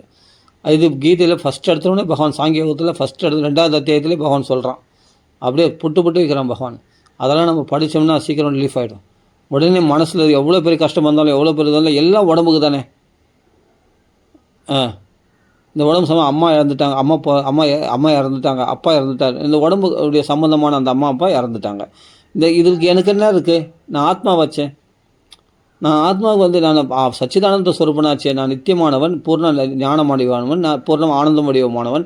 அப்படிப்பட்ட எனக்கு இதுக்கு என்ன சம்மந்தம் இருக்குது? இப்படிப்பட்ட துன்பத்துக்கு எனக்கு சம்மந்தமே இல்லையே, நான் ஆனந்தமயமானவனாச்சே அப்படின்னு உன் சொரூபத்தில் நான் ஆனந்தமாக தான் இருக்கணும். நான் ஏன் துக்கம் பண்ணணும்? இந்த உடம்பு நான் ராங் ஐடென்டிஃபிகேஷன் பண்ணதுனால அந்த உடம்புக்கு வரக்கூடிய சுக துக்கங்கள்லாம் நீ பாதிக்கப்பட்டு நீ சரியான துன்பத்தை அனுபவிக்கிற. சுகமும் அது துக்கம்தான், அதில் துக்கமும் துக்கம்தான். அதாவது அதில் வரக்கூடிய இன்பம் துன்பம் ரெண்டுமே துக்கம்தான் இவனுக்கு. ஏன்னா இந்த உடம்பு வரக்கூடிய இன்ப துன்பங்கள் எல்லாமே இவனுக்கு துன்பத்தை தான், இவனுக்கு பாபத்தை தான். காமன்றது பாவம் தான், அது சுகமாக இருக்குது, அது பாவம்தான். காமயேஷ குரோதயேஷ ரஜோகுண சமுத்பவா மகாசனம் மகாபாவமா அது மகாசனம் மகாபாப்மா. வித்யனும் மிக வைரினம், அது எதிரி என்று தெரிந்து கொள்வாயாக அர்ஜுனா அப்படின்னு கீதையில் பகவான் சொல்கிறான். அப்போ பகவான் கரெக்டாக சொல்கிறான் இல்லையா? அப்போ நம்ம என்ன பண்ணால் அது எதிரி தான், இன்பமோ துன்பமோ, அது காமமோ குரோதமோ, காமயேஷ குரோதயேஷ, காமமோ குரோதமோ ரெண்டுமே அது அசுத்தம்தான், மகாபாவம்தான் அப்படின்னும் போது. ஏன்னா இந்த உடம்பை நான் நினைக்கிறதுனால தான் இவைகளுக்கு வரக்கூடிய எல்லா கலங்களும் தன்னுடையது பொறுப்புன்னு அப்படி நினைக்கிறான். அப்போ உண்மையிலேயே இவனுக்கு எந்த பொறுப்புகளும் கிடையாது. இவன் ஆனந்தமயமானவன், சந்தோஷமாக இருக்க வேண்டியவன். அது எப்போ அது அனுபவத்தில் வர, இது ஞானத்தினால் தெரிஞ்சுக்கலாம். ஆனால் அனுபவத்தில் எப்படின்னா பக்தியில் வந்தால் தான் அனுபவத்தில் வரும். கிருஷ்ண சேவையில் ஈடுபடும் போது தான் நான் தான் என்னுடைய பொறுப்புகளே வேறப்பா, எனக்கு பகவானுக்கு சேவை கிருஷ்ண சேவை செய்யணும், நான் இந்த குடும்பத்துக்கு சேவை செய்ய நான் வரல. புரியுதா? இந்த மனைவிக்கு, இந்த குழந்தைகளுக்கு, இவங்களுக்கு நான் சேவை செய்ய வேண்டிய என்னுடைய உண்மையான அடையாளமே கிடையாது. அது என்னுடைய உண்மையான அடையாளம் என்னென்னா கிருஷ்ண சேவை செய்கிறது தான். தாசானு தாச பவிதாஸ்ம பூயா, தாசானுக்கு தாசனாக, இறைவனுக்கு அடியார்களுக்கு தொண்டு செய்கிறது தான் என்னுடைய உண்மையான என்னுடைய சொரூபமே. ஆத்மானுடைய வேலையே அதுதான். பரமாத்மாவுக்கு சேவை செய்ய தான் ஜீவாத்மனுடைய வேலையே. சேதிக்கு நான் ராமனுக்கு மனைவியாக இருக்கிறது தான் செய்து, ராவனுக்கு மனைவியாக இருக்கிறதுக்கு சீதை கிடையாது. சீதை ராமனுக்கு தான் மனைவி ஆவாள். ராவனுக்கு மனைவி ஆக முடியாது, ஆக மாட்டா. அப்படின்னும்போது நம்ம லோகத்துக்கு அடிமைகளாக நம்ம இந்த லோக சுகங்களுக்கு, இந்த உடலுடைய தேவைகளை பூர்த்தி பண்ணி, இந்த உடல் சம்பந்தமான ஒரு சேவைகளில் நம்ம ஈடுபடுறதுக்கான நம்ம நம்ம நம்ம எழுதி வைக்க நம்ம எழுதி கொடுத்த மாதிரி இப்படி அடிமைப்பட்டு கிடக்கணும், அவங்களுக்கு இந்த பொறுப்புகளை ஏற்கணுன்ற தலையெழுத்து உனக்கு கிடையவே கிடையாது. நீ வேற, உன் நிலை வேற. நீ சந்தோஷமாக இருக்க வேண்டியவன், நித்தியமாக வாழ வேண்டியவன், பூர்ண ஞானம் உடையவன், நீ பூர்ண ஆனந்தமாக இருக்க வேண்டியவன். உனக்கு துன்பக்கால கேவல அனுபவம் ஆனந்த ஸ்வரூபம். கேவலன்னா வெறுமனே துன்ப கலப்படம் இல்லாத அனுபவ ஆனந்தத்தில் ப்ராக்டிக்கலான ஆனந்தத்தில் இருக்க வேண்டியவன் நீ. எப்படின்னா கிருஷ்ண பக்தியில் இருக்கும்போது. அப்போ ஞானத்தினால நீ ஆத்மா வேற உடல் வேறன்னு தெரிஞ்சுக்கலாம். ஆனால் பக்தினால் என்னென்னா ஆத்மா வேற உடல் வேற இல்லை, ஆத்மாவிலே நீ நிலைச்சி நிற்கலாம். அனுபவம் ஆனந்த ஸ்வரூபத்தில் கிருஷ்ண லீலைகளை படிக்கும்போது, கிருஷ்ணனுடைய அனுபவங்களை பக்தியில் இருக்கும்போது, ராம் பக்தியில் இருக்கும்போது, இதுதான் உன்னுடைய உண்மையான பொசிஷனே, இதுதான் உன்னுடைய உண்மையான அடையாளமே. நீ கிருஷ்ண சேவையை விட்டு மனைவிக்கு சேவை செய்கிற, பிள்ளைகளுக்கு சேவை செய்கிற அப்படின்னு சொன்னால், உலகத்துக்கு சேவை செய்கிறேன்னு சொன்னால் நீ தப்பான இடத்துல இருக்குன்னு அர்த்தம். இது சில பேருக்கு இது தப்பாக நான் சொல்கிறது கோபம் வரலாம். ஆனால் உண்மையாக அதான் இது சாஸ்திரம் பாகவதம் சொல்லிடுது, பகவத்கீதை சொல்லிடுது, அதனால் சொல்கிறேன். அவ்வளோதான், நானாக சொல்லலை. இது இந்த ஜென்மத்தில் மட்டும் இல்லை, கோடிக்கணக்கான ஜென்மான் இப்படி தான் ஏமாந்துன்னு வந்துருக்கிற. கோழியா, நாயா, பூனையா, பன்றியா, குரங்கா, எத்தனை பிறவி எடுத்துருக்கோ அத்தனை பிறகு நீ இப்படி தான் ஏமாந்து போயின்னு இருக்க. இன்னும் நீ ஏமாறதுக்கு உன்னை தயார் பண்ணிக்கிற. அப்படின்னா அப்போ உனக்கு என்ன வேலை கொடுத்துருக்கானோ, உனக்கு வேலை இருக்குது, இந்த ஆத்மாவுக்கு வேலை இருக்குது. என்னென்னா கிருஷ்ண சேவை செய், பகவத் பக்தியில் சேவை செய்கிறது தான் உன்னுடைய உண்மையான நிலையே. அப்போ இந்த ஆத்மா எப்படின்னா நீரால் நினைக்க முடியாது, நெருப்பால் எரிக்க முடியாது, காற்றால் வளர்த்த முடியாது. அப்படின்னும் போது பிரகலாதனை மலையிலேருந்து கீழே தள்ளும் போதும் அவனுக்கு கை கால் உடையல, ஒன்றும் ஆகலை. அதேமாதிரி ஈட்டினால் சூழத்தெல்லாம் குத்தும் போது அவனுக்கு ஒன்றும் ஆகலை. ஏன்னா அவன் கிருஷ்ண சேவையில் இருக்கான் அவன் பிரகலாதன். அப்போ அவன் பாதிக்கப்பட மாட்டான். நல்லா புரிஞ்சுக்கணும் அந்த டாப்பிக்கை. அதான் பக்தி யோகம். பக்தி யோகம்னும் போது நீ ப்ராக்டிக்கலாக வந்துடுற பகவத் சேவையில். அப்போ நீ ஆத்மஸ்வரூபத்தில் நிலைச்சி நிற்கிற. நீ ஆத்மஸ்வரூபத்தில் இருந்தால் ஆத்மாவுக்கு எப்படி அழிவு இல்லையோ, அதே மாதிரி பிரகலாதன் இந்த உடம்புல இருந்தாலும் அந்த உடம்பு ஆத்மா சேவையில் ஈடுபடுறதுனால அந்த உடம்பு கூட அந்த ஆத்ம சம்பந்தமாக இருக்கக்கூடிய அந்த உடம்பு கூட பாதிக்க ஏற்படலை. யார்? பிரகலாதனுக்கு. ஆமாம், நெருப்பில் போட்டால் நெருப்பில் எரிய மாட்டேன்றான் பிரகலாதன். ஆமாம், தண்ணியில் போட்டால் தண்ணியில் முழுக மாட்டேன்றான். அந்த கல் போட்டால் அந்த கல்லை படகாக வெளியே வந்துடுறான் அவன். யானை விட்டு யானை மெதிக்க மாட்டேங்குது. கார்கோடகம் பாம்பு அந்த விஷம் கொடுத்தாலும் அந்த விஷம் ஒன்றும் செய்ய மாட்டேங்குது அவனை. விஷத்தினால அந்த ஆத்மா வழிக்க முடியாது. அப்போ அவன் ஆத்மஸ்வரூபத்தை உணர்ந்துக்கு அடையாளம் ஸ்மரன் எப்பொழுதும் கொச்சித் ருததி வைகுண்ட சிந்தா சபல சேதனஹா கொச்சித் நததி குரச்சித் அசதி. ஒரு சந்திரன் கிருஷ்ணன் சிரிக்கிறானா, கிருஷ்ண நாமத்தை சொல்கிறானா, நாராயணா கோவிந்தன் பகவன் நாமங்களை சொன்னதுனால, நாரதனுடைய உபதேசத்தினால அவனுக்கு இந்த தேக பாதிப்புகளால் அவனுக்கு, ஏன்னா கர்மாவில் ஓட்டு அப்போ சொத்து பிள்ளைக்கு தானேப்பா. இரண்யகசிபு 14 உலகத்தை ஆள்றான், 3 உலகத்துக்கு அதிபதி. அந்த சொத்துலாம் கட்சியில் யாருக்கு வரப்போகுது? பிரகலாதம் தான் வரப்போகுது. அப்போ அவன் ஆசைப்படலாம்ல. அப்பா பேச்சுக்கு இருந்தால் அந்த சொத்துல இவனுக்கு வந்திருக்கலாம். அடுத்தது இவன் தானே செல்ல பிள்ளை, 4 பிள்ளைங்க இருக்கான். அந்த மூத்த பிள்ளை பிரகலாதம் தானே மூத்த பிள்ளை. சரி, எல்லா சொத்தும் இவனுக்கு தானே வரப்போகுது. அப்படின்னா சரி, ஓகே, அடுத்த அசுரன் நான் தான், இரண்யகசிபு அடுத்த ஸ்டேஜ்.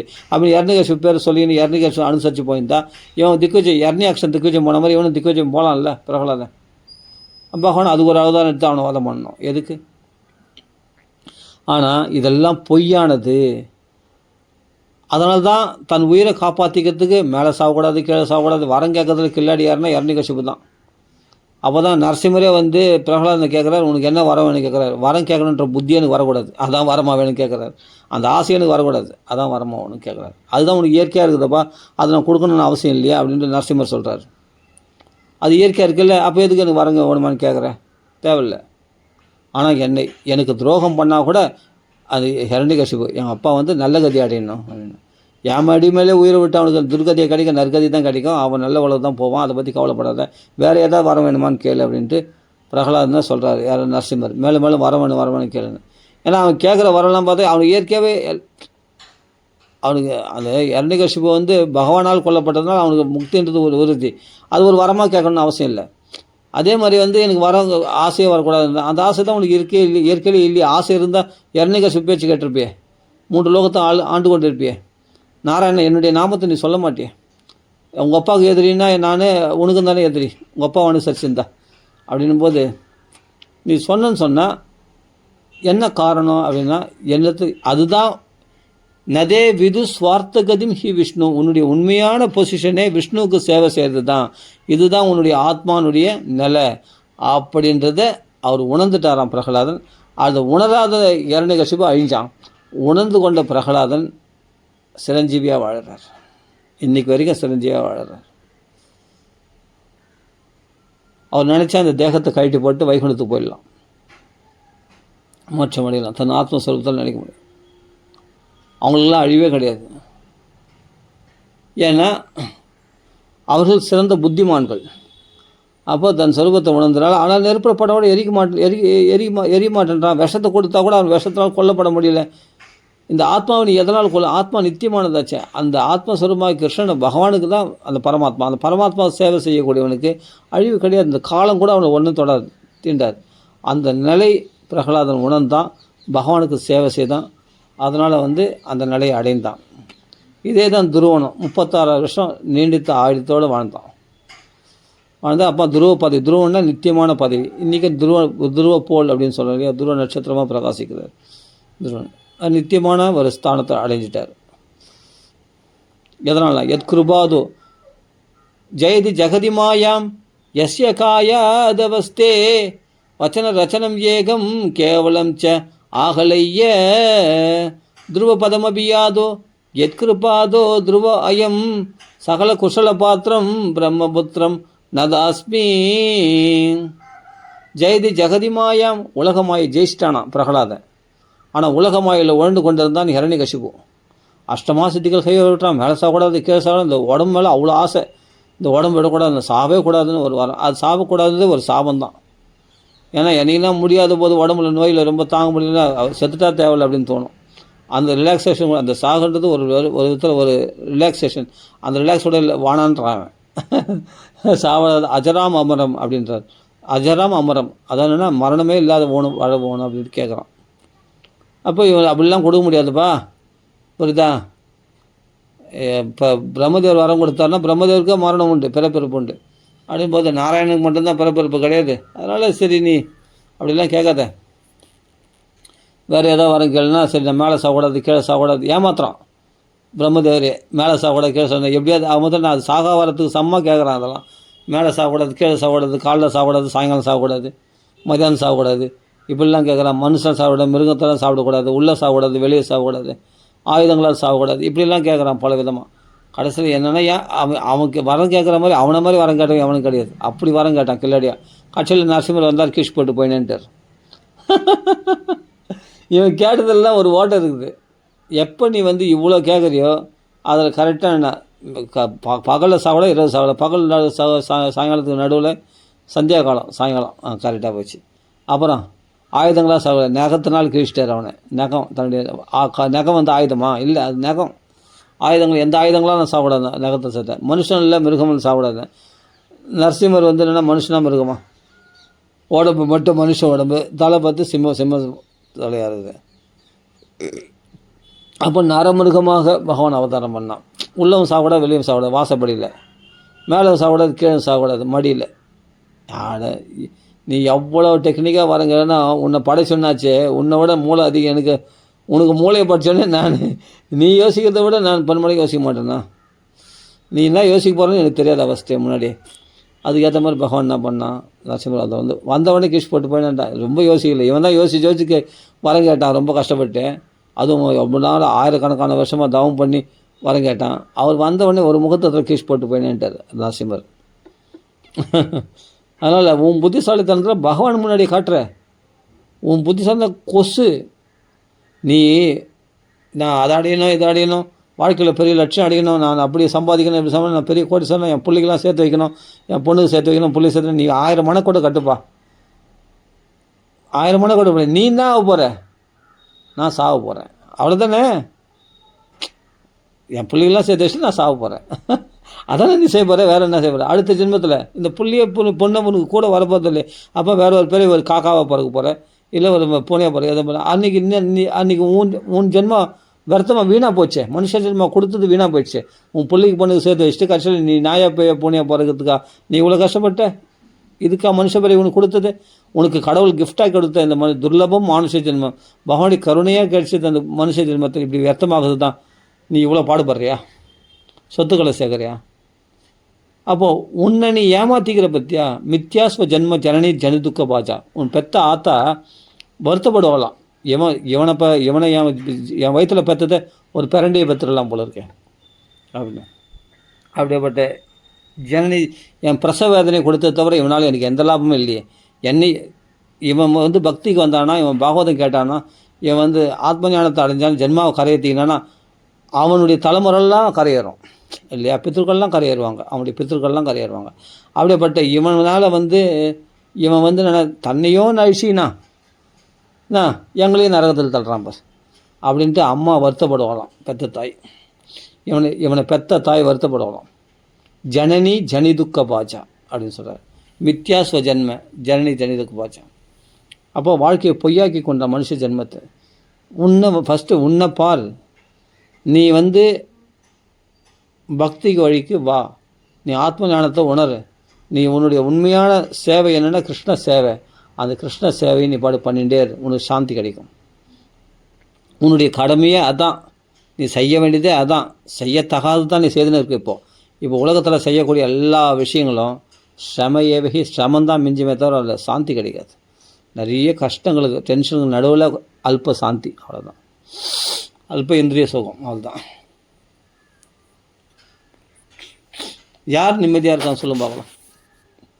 முனியர் ஏகாந்த ஜீவினஹா விரக்தஸ்ய, எல்லா ஆசைகளையும் விட்டு தன் ஆத்மஸ்வரூபத்தை உணர்ந்த முனிவன்னா முனிவன் அப்படின்னா முனினாவே மனநசீலன்னு அர்த்தம். மனநசீலன்னா ஆத்மாவை மனனம் செய்பவன், ஆத்மாவையே தியானித்து கொண்டிருப்பவன், தன் சொரூபத்தை உணர்ந்தவன். அவனால் மட்டும்தான் ஏகாந்த ஜீவினஹா, அவன் தனியாக போயிடுவான். இந்த இந்த இந்த கூட்டத்தோடு சேர மாட்டான். எப்போத்தாலும் பணம் பொருள் இதெல்லாம் இருந்தால் தான் நம்மளுக்கு மரியாதை. அவங்களுக்கு என்னென்னா சுயநலத்தோடு பழகிறவங்க தான். அப்போ அவங்க தேவைகளை பூர்த்தி பண்ணால் தான் அவங்களாம் நம்மளால சந்தோஷமாக பேசுவாங்க. அவங்க தேவைகளை ஒன்று பூர்த்தி பண்ணாமல் போகணும், அவங்க எப்படி எரிஞ்சு விடுறாங்க போகிறேன். அது மாதிரி எல்லாம் குடும்பத்தில் எல்லாம் வெளியே எல்லாமே. அப்போது உன்னை நீ ஏமாற்றிக்கிற, உன் ஜென்மத்தையும் வீணாக்கிற அப்படின்னு சொன்னால் அதுக்கு வேண்டி பகவான் மனுஷ ஜென்மா கொடுக்கல. நீ உணர்றதுக்காக தான் அந்த மனுஷன் இதை இப்பிறவி தப்பினால் எப்பிறவி வாய்க்குமோ தெரியாது. அப்போ எப்போ உனக்கு மனுஷ பிறவி கிடைக்குமே தெரியாது. போச்சுன்னா போச்சு தான், அவ்வளோதான். அப்போ நம்ம என்ன பண்ண, இந்த மனுஷ ஜென்மாவிலே ஆஹா இந்த விஷயங்களை தெரிஞ்சுக்கிட்டு பகவத் பக்திக்கு வந்துடணும், கிருஷ்ண பக்திக்கு வந்துடணும். அது ஒரு கதை ஒன்று சொல்கிறேன். டைம் இருக்கா? சரி, இந்த கதை மட்டும் சொல்லிடுறேன். இந்த கதை கதை இல்லை, பகவத்கீதையில் சொன்னக்கூடிய ஸ்லோகம்தான். சர்வகர்மாணி மானச சந்நியாசச்சே சுகம் வசி நவத்வாரே புரே தேஹி நைவ குர்வன்ன காரியன்னு. எனக்கு ஸ்லோகம்லாம் ஸ்பஷ்டமாக கரெக்டாக அக்ஷர பிழை இல்லாமல் வர்றதெல்லாம் பார்க்காதீங்க, அது உள்ள கருத்தை மட்டும் பாருங்கள். எனக்கு அந்தளவுக்கு சான்ஸ்கிரிட்லாம் நம்ம பக்காவெல்லாம் சான்ஸ்கிரிட் ஸ்லோகம் சொல்கிறேன்னான்னு தெரில, எனக்கு சரியாக தெரில. சர்வகர்மாணி மானச சந்நியாசஸ்தே சுகம் வசி நவத்வாரே புரே தேஹி நைவ குர்வன்ன காரியன்னு. அதனால் உள்ள சான்ஸ்கிரிட் ஏதாவது மிஸ்டேக் இருந்தால் தயவுசெய்து மன்னிச்சிங்க. ஆனாலும் ஸ்லோகம் இதுதான், பகவத்கீதை ஸ்லோகம். இதுக்கு அர்த்தம் ஒன்றா நான் சொல்லிடுறேன். என்ன சொல்லியிருக்கு? 9 துவாரம் உள்ளது. இந்த 9 துவாரம் உள்ளது இந்த உடம்பு. இந்த உடம்பு நீ நினச்சிருக்கல, இல்லை. நவத்வாரே புரே தேகி. நான் அந்தளவுக்கு நல்லா படித்தவன் கிடையாது. யதாதீதம் யதாமதி, என் புத்திக்கு எவ்வளோ தெரிஞ்சதோ அது வரைக்கும் சொல்கிறேன் சாஸ்திரங்களில். ஆனால் நம்ம ராங் ஐடென்டிஃபிகேஷன் பண்ணியிருக்கின்றது மட்டும் சத்தியம். அதனால் நம்ம பொறுப்புகள் இல்லாத, நம்ம கடமைகள் இல்லாத, நமக்கு உரிமைகள் இல்லாத விஷயங்களை உரிமை கொண்டாடிக்கின்னு, பொறுப்புகள் இல்லாத விஷயத்தில் நம்ம அது பொறுப்புன்னு நம்மளே நம்ம தப்பாக கனவு வாழ்க்கை வாழ்ந்துட்டு காணல் நீர் சுகத்தை மாதிரி இந்த உலக சௌக்கியங்களை எதிர்பார்த்துக்கின்னு, உண்மையிலே உனக்கு கடமைகள் இல்லாத உனக்கு கடமைகள்னு நீயே தலையில் சுமையை ஏற்றிக்கிறது எவ்வளோ பேர் முட்டாள்தனமா. உண்மையிலேயே நீ யாருன்னே தெரில, உன்னுடைய சொரூபம் என்னன்னா, நீ யாருன்னு உணர்ந்துட்டாவே உன்னை யாருன்னு நீயே கேளு, உனக்கு அது பதில் சொல்லும். உன் ஆத்மா பதில் சொல்லும், அகம் பிரம்மாஸ்மின். அப்போ நீ பிரம்மஸ்வரூபம் அப்படின்னு தெரிஞ்சுக்கணும். அப்போ அந்த பிரம்மன் என்ன செய்யணும், அந்த ஆத்மா பகவானுக்கு சேவை செய்யணும். அதுதான் இப்போ சரி ஓகே. அந்த இருக்கிற அந்த நம்ம ஏற்கனவே பேசியாச்சு. இப்போ இந்த ஸ்லோகத்துக்கு வந்துடலாம். சர்வகர்மாணி மானச சந்நியாசஸ்தே சுகம் வசி நவத்வாரே புரே தேகி நைவ குர்வன காரியம்.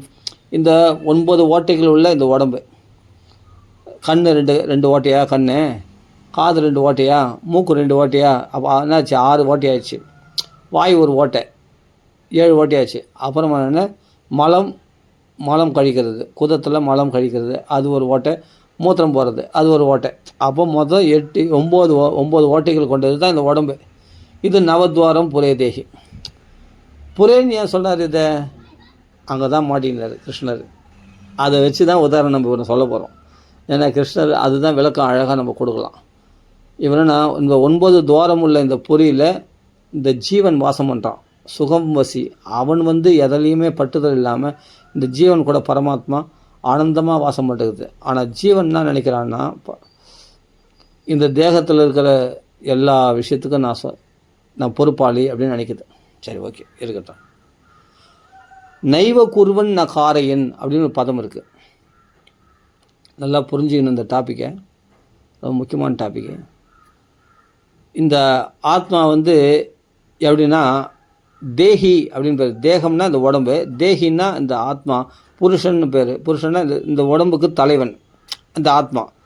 இந்த தேகியினால்தான் இந்த உடம்பு நிலைக்கப்படுகிறது. இதுக்கு சாப்பாடு ஜீரணமாவது எல்லாம் உயிர் இருந்தால் தான், உயிராத்மான்றது அந்த ஜீவாத்மா இருந்தால் தான் சாப்பாடு ஜீரணமாகிறது, உடம்பு வளருது, எல்லாமே நல்ல ஆரோக்கியமாக இருக்கிறது, நல்ல புத்திசாலித்தனமாக யோசிக்கிறது, எல்லா வேலைகளும் செய்யுது, கை காலெலாம் இயங்குறது, எல்லாமே இந்த ஆத்மா குடும்பம் இவன் தலைவனாக இருக்கிறதுனால தான். அப்போது இது புரின்னு சொல்லும்போது இது ஒரு ஊர் வச்சுக்க. ஒரு ஊரில் ஒரு ஊர் தலைவன் இருக்கான். அந்த ஊர் தலைவனால்தான் அங்கங்கே யாருக்கு தப்பு பண்ணணுமோ, யாரை சரி பண்ணணுமோ அதெல்லாம் சரி பண்ணி அவன் சரி கட்டி அந்த தலைவன் நல்ல தலைவனாக இருக்கிறதுனால அந்த ஊர் நல்லா செழிப்பாக இருக்குது இல்லையா, அப்படி மெயின்டைன் பண்ணுறாரு. ஆனால் உண்மையிலேயே இப்போ ஒன்றும் இல்லை. புரியுன்னா இப்போ காஞ்சிபுரம் வச்சுக்க. காஞ்சிபுரத்துக்கு பைபாஸ் வழியாக போகலாம், எந்த வழினா போகலாம். 9 வழி இருக்குது. இப்போ 9 வழி இந்த உடம்புல இருக்குது, 9 ஓட்டைகள் இருக்குது. அது மாதிரி ஒரு ஊருக்கு போகிறதுக்கு 9 வாசல் இருக்குது வச்சுங்களேன். எந்த வழியில் வேணாலும் அந்த ஊருக்குள்ளே போகலாம். அந்த ஊருக்கு அந்த காஞ்சிபுரம்னா காஞ்சிபுரம் வச்சுங்களேன். ஏன்னா நான் பிறந்த ஊர் காஞ்சிபுரம், அதனால் எனக்கு அதுதான் ஞாபகம் வருது. நம்ம இப்போ கொடுங்கூரில் இருந்தால் கூட காஞ்சிபுரத்தில் பிறந்த ஊர் அது.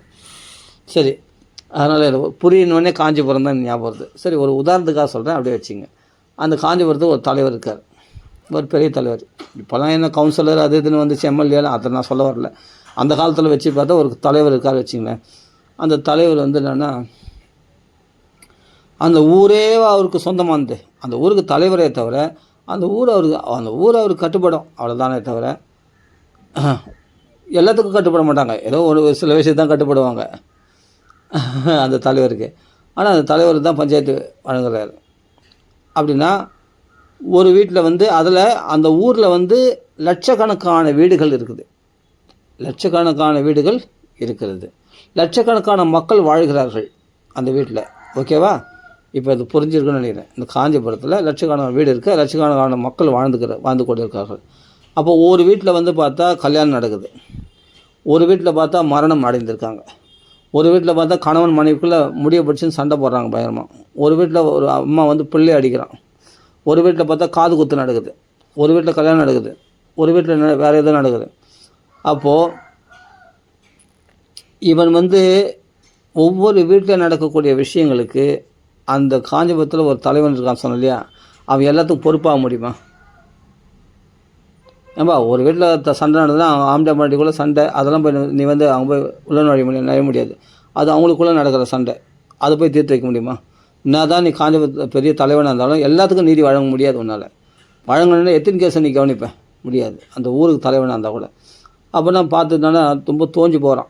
ஏன்னா ஒன்றுத்துக்கு நீதி வழங்கினா இவன் டயர்டாகிடுறான். புரியுதுங்களா? இப்போ புரிஞ்சிங்கன்னா நான் அப்படியே சொல்லினே வரேன், அப்படியே பாருங்கள். அப்படின்னா எதுக்குமே இவன் தலைவனாக இல்லாமல், அதுக்கு பொறுப்பாளியாக இல்லாமல்,